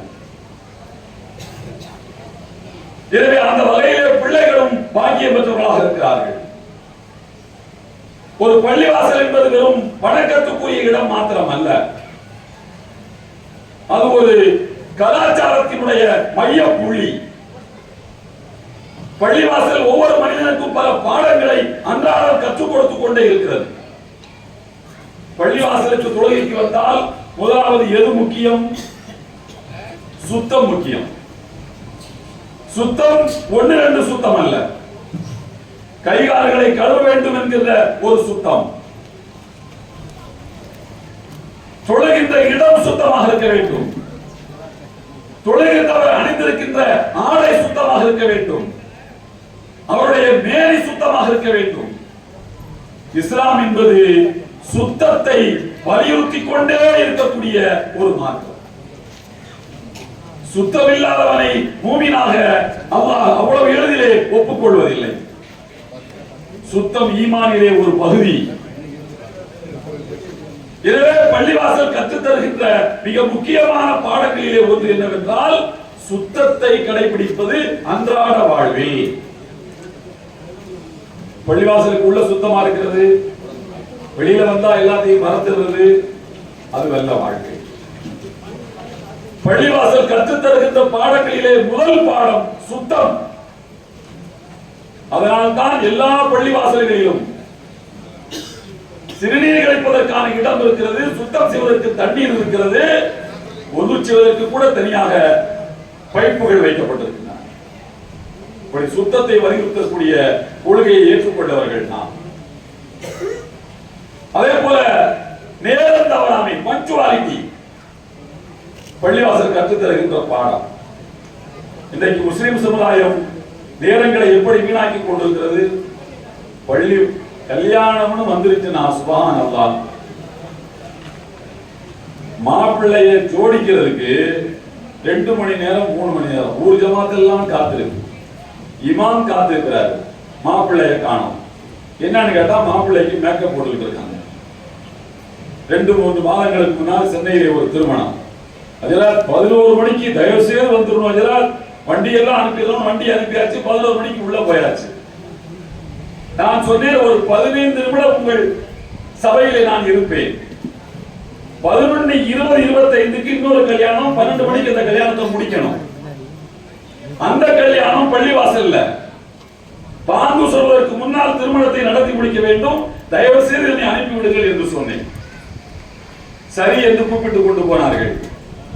மாப்பிள்ளை வரவே இல்லை. கடைசியில ஒரு மாதிரி அங்க போன் பண்ணி இங்க போன் பண்ணி முடிச்சு பார்த்தா மாப்பிள்ளை எங்கயான்னு கேட்டா மாப்பிள்ளை முடி வெட்டிட்டு இருக்கிறாரு. 11:30 மணிக்கு மாப்பிள்ளை முடி வெட்டி குளித்து மேக்கப் போட்டு எத்தனை மணிக்கு ஒரு கல்யாணத்துக்கு வந்து எத்தனை மணிக்கு மக்கள் சாப்பிடுவது? நேரத்தை வீணாக்குகிறோமே என்கிற குற்ற உணர்ச்சி துளியும் இல்லாமல் இந்த சமுதாயம் எல்லாவற்றிலும் நேரத்தை வீணாக்கிக் கொண்டது. பள்ளிவாசல் வலியுறுத்தக்கூடிய மிக முக்கியமான அம்சங்களிலே ஒன்று நேரம் தவறாமை. 1 மணிக்கு உலர் தொழுகை என்றால் இமாம் வந்தாலும் வராவிட்டாலும் மோதியார் அப்பா காம சொல்லிடுவார்.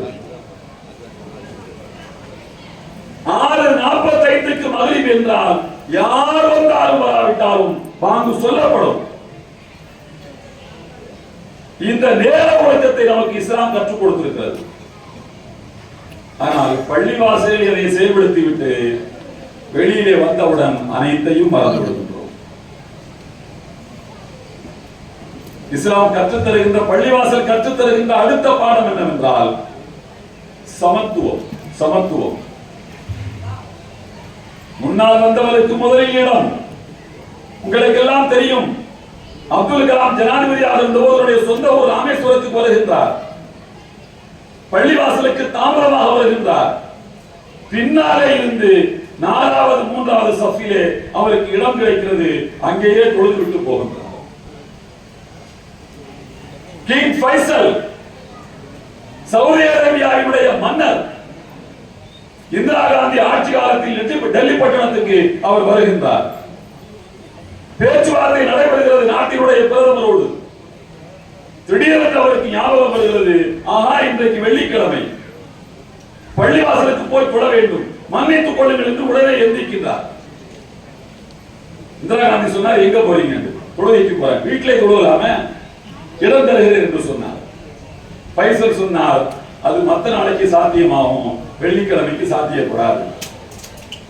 மன்னாதி மன்னனாக இருந்தாலும் பள்ளிவாசல்ல போய் தான் வெள்ளிக்கிழமை சும்மா தொழ வேண்டும். என்னை விடுங்கள், நான் கிளம்புகிறேன் என்று சொன்னார். பாதுகாப்பு படை அதிகாரிகள் உஷாரானார்கள். மளமள என்று ஏற்பாடுகள் செய்யப்பட்டன. சைரன் வச்ச கார் பறக்குது டெல்லியினுடைய வீதிகளிலே. நேராக டெல்லி ஜாமியா மஸ்ஜிதுக்கு வருகின்றார். உங்களுக்கு தெரியும், ஏனென்றால் அதிராம்பட்டினத்து மக்கள் போகாத நாடு இல்லை, பேசாத மொழி இல்லை. எந்த நாடுக்கு போனாலும் அஸ்லாலை கதிர அதிராம்பட்டினம் 2 பேர் வந்துருவாங்க. லண்டனுக்கு போனாலும் அங்க 2 பேர் அஸ்லாலை கதிர அதிராம்பட்டினம்.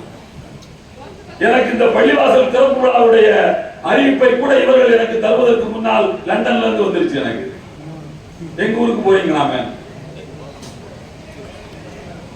டெல்லியை பற்றி நீங்கள் நன்றாக அறிவீர்கள். ஜாமியா மஸ்ஜிதிலே கூட்டம் நிரம்பி வெளியிலே சாலை எங்கும் மக்கள் கூட்டம். கிங் ஃபைசல் வருகின்றார்.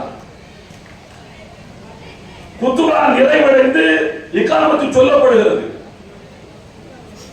இகாமத் சொல்லப்பட்டவுடன் சாலையிலேயே கிங் ஃபைசல் நிற்கின்றார். அங்கேயே தக்பீர் கட்டிக் கொடுக்கின்றார். சுட்டரிக்கின்ற வெயிலில் தொழுகை முடிந்தவுடன் பத்திரிகையாளர்கள் வந்தார்கள். இப்போதெல்லாம் தொலைக்காட்சியிலே வந்து கேட்பார்கள் அல்லவா, அது மாதிரி பத்திரிகைக்காரர்கள் வந்து கேள்வி கேட்டார்கள். ஏன் நீங்கள் கொஞ்சம் உத்தரவிட்டிருந்தால் மக்கள் கூட்டம் வெளியே இருக்கும், முன்னால போயிருக்கலாமே. ஒரு நாட்டினுடைய ராஜா இந்தியாவுக்கு வந்து நடுரோட்ல தொழுது போனார்னா எங்களுக்கு எல்லாம் கஷ்டமா இருக்கு.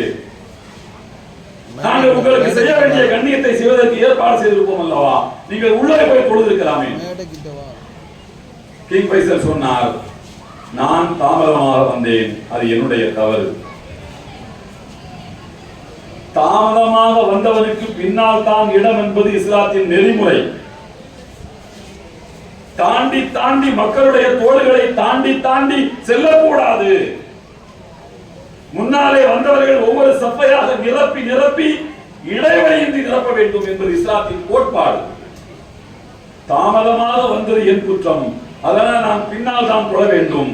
தட் இஸ் இஸ்லாம். அதுதான் இஸ்லாம், அதுதான் இஸ்லாத்துடைய நெறிமுறை என்று சொன்னார். அந்த காலத்தில் ரொம்ப சிலாகித்து பேசினார்கள், எழுதினார்கள். இந்த சமத்துவ கோட்பாடு இன்றைக்கு பள்ளிவாசலில் இருக்கிறது. பள்ளிவாசலை கட்டி கொடுத்தவர் கூட இந்த வாரம் ஜும்மாவுக்கு இங்கே வருகின்றார். மக்கள் கூட்டம் நிரம்பி வழியோ, தள்ளுங்கயா, நான் தான் கட்டி கொடுத்தேன்னு யாராவது வருவாங்களா? அப்படி அவர்கள் சொல்ல போவதில்லை. சொன்னாலும் யாராவது அதை ஒப்புக் கொள்வார்களா? அதுதான் இஸ்லாம் கற்றுத் தருகின்ற சமத்துவம். ஆனால் அந்த சமத்துவத்தை பள்ளிவாசலுக்கு உள்ளே மட்டும் வைத்து பூட்டிவிட்டோம். அன்றாட வாழ்வில் அதை கடைபிடிக்க தயங்குகிறோம். பள்ளிவாசல் என்பது பாடங்களை கற்றுத் தருகின்ற ஒரு பள்ளிக்கூடம். அதே போல இஸ்லாத்திலே இருக்கக்கூடிய பள்ளிவாசலில் கற்றுத்தரக்கூடிய பாடங்களிலே ஒன்று சைலன்ஸ், அமைதி. பின் டிராப் சைலன்ஸ் சொல்லுவாங்க. குண்டூசி கீழே விழுந்தாலும் அதனுடைய ஓசை கேட்கும் அளவுக்கான அமைதியை வாழ்வில் எல்லா நிலைகளிலும் கடைபிடிங்கள். தேவையில்லாம கத்தாதீங்க.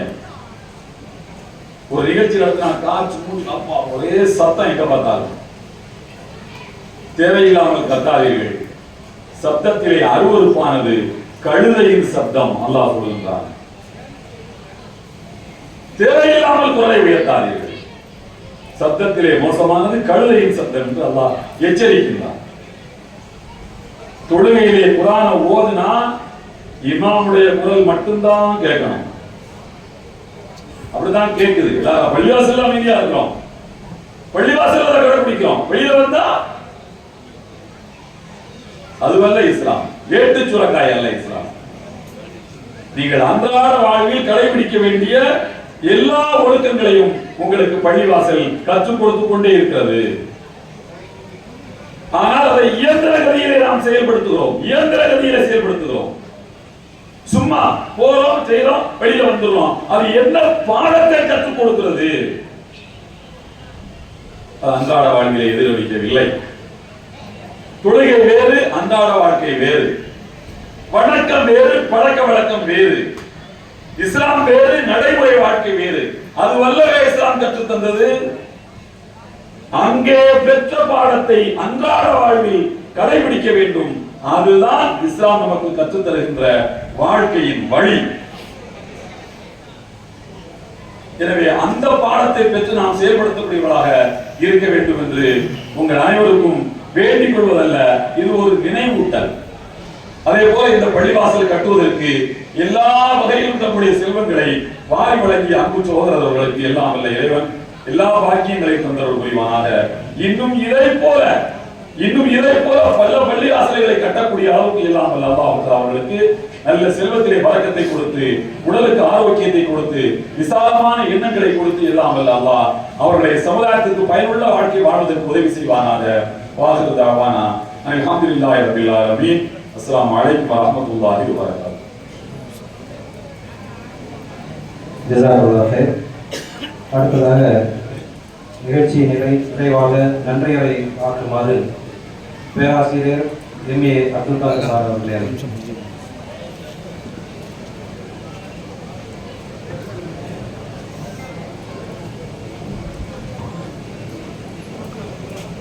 அஸ்ஸலாமு அலைக்கும் வரஹ்மத்துல்லாஹி வபரகாத்துஹு. இன்று அதிராப்பட்டினத்திலே பல்வேறு விசேஷங்கள். அதில் முக்கியமானதாக இந்த மாலை திறக்கப்பட்ட இந்த ஆயிஷா பள்ளி ஒரு மிகச்சிறந்த முக்கியத்துவம் வாய்ந்த நிகழ்ச்சியாக கருதப்படுகிறது. ஊரை விட்டு வெளியிலே, ஊருக்கு மிக அருகிலே, இந்த இடத்திலெல்லாம் பள்ளிவாசல் வைத்தால் தொழ வருவார்களா என்ற கேள்வி பல இடங்களில் பல பள்ளிவாசல்கள் கட்டப்படுகிற பொழுது கேள்வி வந்து கொண்டே இருக்கிறது. அல்லாஹ்வுடைய உதவினாலே இந்த பள்ளி அநேகமாக நமது ஊரிலே 40வது பள்ளியாக இருக்கும் என்று நான் கருதுகிறேன். 44 என்று சொல்கிறார்கள். இடையே சில பள்ளிகள் இருக்கின்றன. அதையெல்லாம் சேர்த்து இவ்வளவு பள்ளிகள் இருந்தாலும் கூட அல்லாஹ்வுடைய உதவினாலே அந்த பள்ளிகள் எல்லாம் நாளடைவிலே நிறைந்து வழிந்துதான் காணப்படுகின்றன. இந்த பள்ளிவாசலை கட்டியிருக்கக்கூடிய நம்முடைய அன்பு சகோதரர் ஷேக் முகமது அவர்களுக்கு அல்லாஹ் தஆலா மனதில் ஏதோ ஒரு கிருஷ்ணை ஏற்படுத்தியிருக்க வேண்டும். பள்ளிவாசல் கட்டுவதிலே ஒரு ஆர்வம். இதற்கு முன்பதாக இவருடைய தந்தைக்கோ அல்லது ஒரு குடும்பத்தை சார்ந்த மற்றவர்களுக்கோ எழாத ஒரு ஆசை இவருக்கு எழுந்தது. தன்னுடைய பெரியவர்களின் பெயரால் ஒரு பள்ளிவாசலை கட்ட வேண்டும் என்று சொல்லி மரியம் பள்ளி என்று ஒரு பள்ளியை கட்டினார். அந்த பள்ளியிலே தொழ வருவார்களா என்ற கேள்விதான் இருந்தது. அதை சுற்றியும் பள்ளிகள் இருக்கிறதே, இங்கு ஆட்கள் வருவார்களா என்று கேட்டார்கள். ஆனால் இன்றைக்கு பார்த்தால் ஆரம்பத்திலே கூட்டம் அதிகமாக இருந்த பள்ளிவாசல்கள் எல்லாம் கூட்டம் குறைந்து போய் அந்த பள்ளிவாசலிலே கூட்டம் அதிகமாக தொழுது இருக்கிற காட்சியை பார்க்கிறோம். மற்ற பள்ளிகளிலே தொழுவதை விட எல்லாம் சிறப்பான தொழுகிறார். ஆனால் இந்த இளைஞர்களுடைய உள்ளத்திலே ஒரு சின்ன நினைப்பு, அந்த பள்ளியிலே தொழுதால் இன்னும் மகிழ்ச்சி அதிகமாக இருக்கிறது என்று கருதி அந்த ஏசி பள்ளியை நாடி செல்கிறார். இரண்டாவதாக அல்லாஹ் தஆலா இந்த இடத்திலே ஒரு பள்ளியை கட்ட வேண்டும் என்று ஷேக் முகமது அவர்களுக்கு ஒரு உயிர்ப்பை ஏற்படுத்தியிருக்கிறார். வேறு தனிப்பட்ட யாருடைய எந்த உதவியையும் எதிர்பார்க்காமல் அல்லாஹ்வுடைய உதவியினாலே தன்னுடைய குடும்பத்தினுடைய அனைவருடைய ஒப்புதலின் பேரிலே இந்த அழகான பள்ளியை கட்டி முடித்திருக்கிறார். இதை கடந்த சிலவர்களெல்லாம் நாம் இந்தியாவை விட்டு ஏதோ ஒரு வேறு எல்லையில் இருக்கிறோம் என்ற நினைப்பிலே சொல்லக்கூடிய நினைப்பில் இந்த அருமையான பள்ளிவாசல் அமைந்திருக்கிறது. பள்ளிவாசல் சிறியது என்ற பேச்சு இருந்தாலும் கூட இந்த இடத்திலே இந்த பள்ளிவாசல் நிறைந்தாலே ஒரு மிகப்பெரிய விஷயம் என்ற அளவுக்கு தொழக்கூடிய மக்களை எதிர்பார்த்து கொண்டிருக்கிறது. எல்லா வசதிகளையும் உள்ளடக்கியதாக, நாளை பின்னால் ஏதாவது ஒரு மதரசா கூட இங்கே ஏற்படுத்தக்கூடிய எண்ணம் உள்ளதாக இந்த பள்ளிவாசல் மிகப்பெரிய வளாகத்தை உள்ளடக்கியதாக இருக்கிறது. நமது ஊரிலே பள்ளிவாசல் கிட்டவர்களை பார்த்தெல்லாம் ஊரிலே சில பேர் கேஸ்டுகள் கேங்ஸ் என்று சொல்வார்கள், வீண் பேச்சு பேசக்கூடியவர்கள். ஏதாவது பேசுவார், அவர் பள்ளிவாசலா கட்டுறார், மனக்கட்டை வைக்கிறதுக்காக பள்ளிவாசல் கட்டுறார் என்று சொல்வார். ஆனால் அன்பு ஷேக் முகமது அவர்களை பொறுத்தவரை அங்கே மரியம் பள்ளியை கட்டிய இடத்திலும் சரி, இங்கே ஆயிஷா பள்ளியை கட்டிடத்திலும் சரி, விற்பனைக்காக இருந்த மறைக்கட்டுகளும் இங்கே இல்லை. அல்லாஹ்வுடைய பொருத்தம் ஒன்றை மட்டுமே நாடி கட்டிருந்த ஒரு அற்புதமான பள்ளி. ஒரு விஷயம் முந்தி பேசியவர்கள் அதை சொல்லியிருக்க வேண்டும். நிறைய தெரிந்தவர்கள் எல்லாரும் பேசியிருப்பார்கள் என்று விட்டு சென்றிருக்கிறார்கள். ஒரு முக்கியமான விஷயம் டயத்தை அட்ஜஸ்ட் பண்ணி தான் பேசிக் கொண்டிருக்கிறேன். 9 அதுக்கு முன்னால் முடித்து விடுவார் விஷயம். பள்ளிவாசலுக்கும் ஷேக் முகமதுக்கும் இருந்த தொடர்பு இன்று மாலை 4 மணியோடு இது என்னைக்கு வகுப்பு செய்யப்பட்டு விட்டதோ இந்த உலகம் உள்ள வரையிலும் உலகத்தின் எந்த மூலையிலே வாழக்கூடிய ஒரு இஸ்லாமியருக்கும் பொது உடைமையாக இந்த பள்ளிவாசல் வந்துவிட்டது. ஷேக் முகமதுடைய பள்ளிவாசல் என்று சொல்வதற்கு இதற்கு இடையில் உரிமை இல்லை. இது அல்லாஹ்வுடைய பள்ளியாக ஆகிவிட்டது. ஒரு சின்ன விஷயம் சொல்வதை சீக்கிரத்தில் முடித்துக் கொள்வேன். ஹாரூன் ரஷீத் பாட்ஷா என்று ஒரு மன்னர் இருந்தார். அந்த மன்னரிடத்திலே 4 மனைவிகள். அதிலே ஒரு மனைவி கொஞ்சம் கடிப்பமானவர், கொஞ்சம் அதிகமாக வாய் பேசக்கூடியவர். ஏதோ ஒரு சின்ன விஷயத்திலே மன்னருக்கும் அந்த மனைவிக்கும் இடையிலே ஒரு சின்ன மனக்கசப்பு வந்து விட்டது. அவர் என்ன செய்தார், அந்த இந்த கோபத்திலே ஒரு கண்டிஷன் தலாக் கொண்டு கொடுத்து விட்டார். நாளை பொழுது விடுவதற்குள்ளாக என்னுடைய நாட்டின் எல்லையை கடந்து வெளியிலே சென்று விட்டு நீ திரும்பி வர வேண்டும், அப்பொழுதுதான் உன்னை மனைவியாக ஏற்றுக்கொள்வேன், இல்லை என்றால் உனக்கு தலாக் தலாக் என்பதாக சொல்லிவிட்டார். இந்த பெண் கிடந்து தடுமாறுகிறார். இப்படி ஒரு கண்டிஷன் தலாக் சொல்லப்பட்டு விட்டதை என்ன செய்வது என்று விழித்துக் கொண்டிருக்கிற போது மற்றவர்கள் சொன்னார்கள், ஹாரூன் ரஷீத் பாட்ஷா அவருடைய குருநாதர் ஒருவர் இருக்கிறார், அந்த பெரிய இடத்திலே சென்று இதற்கு என்ன ரெமெடி என்று கேட்டு வாருங்கள் என்று சொல்லியிருக்கிறார். அந்த பெண்மணி அந்த ஹாரூன் ரஷீத் பாட்ஷா அவருடைய அந்த குருவிடத்திலே வந்து கேட்கிறார், இந்த மாதிரி மன்னர் எனக்கு ஒரு கண்டிஷனல் தலாக் சொல்லிவிட்டார், நாளை காலைக்குள்ளாக அவர் நாட்டினுடைய எல்லையை கடந்து விட்டு நான் வர வேண்டுமாம். அந்த காலத்தில் ரயிலா இருந்தது, பஸ்ஸா இருந்தது, விமானமாக இருந்தது. 100 மைல்கள் அப்பால் இருந்து கிடக்கக்கூடிய அந்த எல்லை கோட்டை கடந்து விட்டு திரும்பி வர வேண்டும் என்று சொல்கிறாரே, நான் என்ன செய்வது என்று தடுமாறினார். அப்பொழுது அந்த பாட்ஷாவுடைய குரு சொன்னார், அம்மா இங்கே வாருங்கள், நீங்கள் நன்றாக ஒன்று செய்து விட்டு இந்த பள்ளி உங்களுக்கு அருகிலே இருக்கக்கூடிய பள்ளிவாசலுக்கு சென்று 2 ரக்காத் தொழுது விட்டு வாருங்கள் என்று சொன்னார். நான் என்ன செய்ய, காலம் போய்கொண்டே இருக்கிறது கேட்டார். போய் தொழுது விட்டு வாருங்கள் என்று சொல்கிறார். அதே போல அந்த அம்மையார் போய் அவசரமாக சென்று தொழுது விட்டு வந்து விட்டார். எங்கே நின்ற தொழில்கள் என்ற அந்த பெரியவர் கேட்கிறார். அதற்கு அந்த அரசருடைய வரையை சொல்கிறார், பள்ளிவாசலை நிறைய ஆண்கள் இருந்தார்கள், வெளியிலே வராந்தாவிலே ஒரு ஓரத்தில் இருந்து தொழுது விட்டு வந்து விட்டேன் என்று சொன்னார். இல்லை, பள்ளிவாசலுக்கு உள்ளே அந்த எல்லைக்குள்ளே சென்று வக்கம் செய்யப்பட்ட அந்த எல்லைக்குள்ளே சென்று நீங்கள் தொழுது விட்டு வாருங்கள் என்று சொன்னார்கள். அதே போல் அங்கு சென்று அவர் தொழுகையை முடித்து விட்டு வந்தார். அப்பொழுது அவர் சொல்லிக் கொடுத்தார், உங்களுடைய கணவரிடத்திலே இப்பொழுது நீங்கள் போய் சொல்லுங்கள், உங்களுடைய ஆட்சிக்கு அப்பாற்பட்ட ஒரு இடத்திலே நான் கால் வைத்து விட்டு வந்துவிட்டேன் என்று சொல்லுங்கள் என்று சொல்லியிருக்கிறார். அதே போல அந்த அம்மையார் சென்று தன்னுடைய கணவராகிய ஹாரூன் ரஷீத் பாட்ஷா இடத்திலே சொன்னார், உங்களுடைய உத்தரவுப்படி உங்களுடைய ஆட்சிக்கு அப்பாற்பட்ட ஒரு இடத்திற்கு நான் போய்விட்டு வந்து விட்டேன் என்று சொல்லுங்கள் என்று சொன்னார். எப்படி போக முடியும்? உனக்கு என்ன பெரிய வாகனங்கள் இருக்கிறது, விரைவாக எதிரே சென்று வர முடியும், நான் உன்னை ஏற்றுக்கொள்ள முடியாது என்று சொன்னார். மன்னரை, உங்கள் குருவிடத்திலேயே சென்று கேளுங்கள் என்று சொன்னார். உடனே குரு அழைக்கப்படுகிறார். அவரிடத்திலே ஹாரூன் ரஷீத் பாட்ஷா கேட்கிறார், இந்த மாதிரி நான் ஒரு தலாக் கண்டிஷனல் தலாக் சொல்லியிருந்தேன், ஆனால் இந்த பெண்மணி நான் எல்லையை கடந்து விட்டேன் என்று சொல்லுகிறாரே, அது என்ன உண்மையில் தெரியுது எனக்கு என்று கேட்டார். உடனே மன்னருடைய குரு கேட்டார், உனக்கு ஊரிலே பள்ளிவாசல் இருக்கிறதே, அந்த பள்ளிவாசல் யாருடைய ஆட்சிக்கு உட்பட்டது என்று சொன்னார். அது அல்லாஹ்வுடைய ஆட்சிக்கு உட்பட்டது என்று பாதுஷா சொன்னார். அப்படி என்றால் அது உங்களுடையது அல்லவே, உங்களுடைய எல்லை அல்லவே? ஆம், என்னுடைய எல்லை அல்ல, அது அல்லாஹ்வுடைய எல்லை. அப்படி என்றால் உன்னுடைய மனைவி 2 ரக்காத் சுன்னத்து தொழுகையை இந்த பள்ளியை தொழுது விட்டு வந்து விட்டார். உன்னுடைய எல்லையை கடந்து இந்த இடத்துக்கு சென்று தொழுது விட்டு வந்ததனாலே நீ சொன்ன அந்த கண்டிஷன் செல்லாது, நீ வாழத்தான் வேண்டும் என்று தீர்த்து வைத்து விட்டார்கள். இதே போல ஒரு பள்ளிவாசல் திறப்பு விழாவிலே நமது ஊர் அப்துல் லத்தீப் மாலிக் சாஹிப் அவர்கள் சொன்ன இந்த செய்தி என்னுடைய மனதிலே இன்றைக்கும் பசுமரத்து ஆணி போல பதிந்திருக்கிறது. அந்த செய்தியைத்தான் நான் உங்களுக்கு சொல்லுகிறேன். அப்படி பள்ளிவாசல் ஷேக் முகமது கட்டியிருக்கிறார் என்பதற்காக நாளைக்கு ஒரு பைப்பிலே தண்ணீர் வரவில்லை என்றால் ஷேக் முகமதுக்கு போன் பண்ணுங்கள், தண்ணீர் வரவில்லை. ஒரு பல்பு பீஸாகிவிட்டது, ஷேக் முகமதுக்கு போன் பண்ணுங்கள், லைட் எரியவில்லை. இப்படியெல்லாம் சொல்லிக் கொண்டிருக்கக்கூடிய பள்ளி இருக்கக்கூடாது.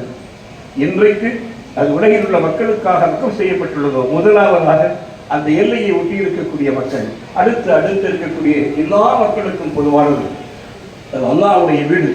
அந்த அல்லாஹ்வுடைய வீட்டுக்காக அவ்வளவு பெரிய பாதுகாப்பை மக்கள் தான் கொடுக்க வேண்டும். அது தனிப்பட்ட அவருடைய பொறுப்பல்ல. அவர் செய்ய மாட்டார் என்று நான் சொல்லவில்லை, இதையும் செய்வார், என்றும் செய்வார். மக்களுக்கு அப்படி ஒரு பொறுப்பு இருக்கிறது, அது அல்லாஹ்வுடைய இடமாக ஆகியிருக்கிறது என்பதாக இதை குறிப்பிட்டார். அப்படி ஒரு உயர்வான ஒரு அந்தஸ்து பெற்ற இடமாக இந்த பள்ளி இருக்கிறது. இந்த பள்ளியுடைய பராமரிப்பு நம் மக்களுடையதாக இருக்க வேண்டும். இன்ஷா அல்லாஹ் உலகம் உள்ள வரையிலே இந்த பள்ளியிலே தொழுகை நடைபெற வேண்டும், மற்ற எல்லா விஷயங்களும் நடைபெற வேண்டும். இதற்கு அல்லாஹ் அருள் புரிய வேண்டும். இப்படி 2வதாக ஒரு பள்ளிவாசலை இடத்திலே கட்ட வேண்டும் என்ற உரிப்பை இறைவன் வழங்கியதற்காக முதலாவதாக நாம் நன்றி சொல்ல வேண்டியது ஷேக் முகமதுக்கு அந்த எண்ணத்தை கொடுத்த வந்த அல்லாஹ்வுக்கு நாம் நன்றி செலுத்த வேண்டும். இறையருளால் யாருடைய உதவியை எதிர்பார்க்காமல் தான் ஈட்டிய பல்வடை கொண்டு தன் குடும்பத்து சொத்தை கொண்டு இந்த பள்ளியை கட்டியிருப்பது மிகப்பெரிய விஷயம். அவருக்கும் அவருடைய குடும்பத்தவர்களுக்கும் நாம் நன்றி சொல்ல வேண்டும். இதற்காக உழைத்தவர்கள், கட்டடம் கட்டியவர்கள், கட்டட துறையிலே பல்வேறு நிலைகள் இருக்கிறது, எல்லாவற்றையும் உதவியவர்கள் எல்லோருக்கும் நாம் நன்றி சொல்ல வேண்டும். அதற்கு மேலாக இன்றைய சிறப்பு இந்த விழாவிலே கேரளாவிலே இருந்து வந்து கலந்து கொண்ட பெருமகனார் ஆலிம் பெருந்தகை அவர்களுக்கும் இலியாஸ் ரியாஜி அவர்களுக்கும் நம்மோடு ஒன்று கலந்து விட்ட அரசியல்வாதிகளான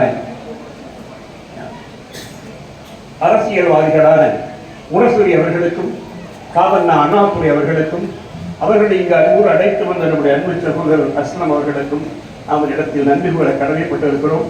எல்லோருக்கும் நாம் துஆ செய்ய வேண்டும். இந்த இடம் செழிப்புடனாக எந்த நாளும் தொழுகையாளருடைய கூட்டாளர் நிறைவாக இந்த பள்ளி இருக்க வேண்டும் என்று இறைவனத்தை வேண்டி இங்கே கலந்து கொண்ட பெருமக்கள் அத்தனை பேருக்கும் இந்த நிகழ்ச்சியுடன் சிறப்பாக அமைவதற்கு இதற்கு உதவி செய்தவர்கள், ஒத்தாசையாக இருந்தவர்கள் அத்தனை பேருக்கும் நன்றியை தெரிவித்து இந்த வாய்ப்பினை எனக்கு நல்கியதற்காக ஷேக் முகமது அவர்களுக்கும் அவருடைய குடும்பத்தாருக்கும் என்னுடைய நெஞ்சார்ந்த நன்றியை கூறி விடைபெற்றுக் கொள்கிறேன்.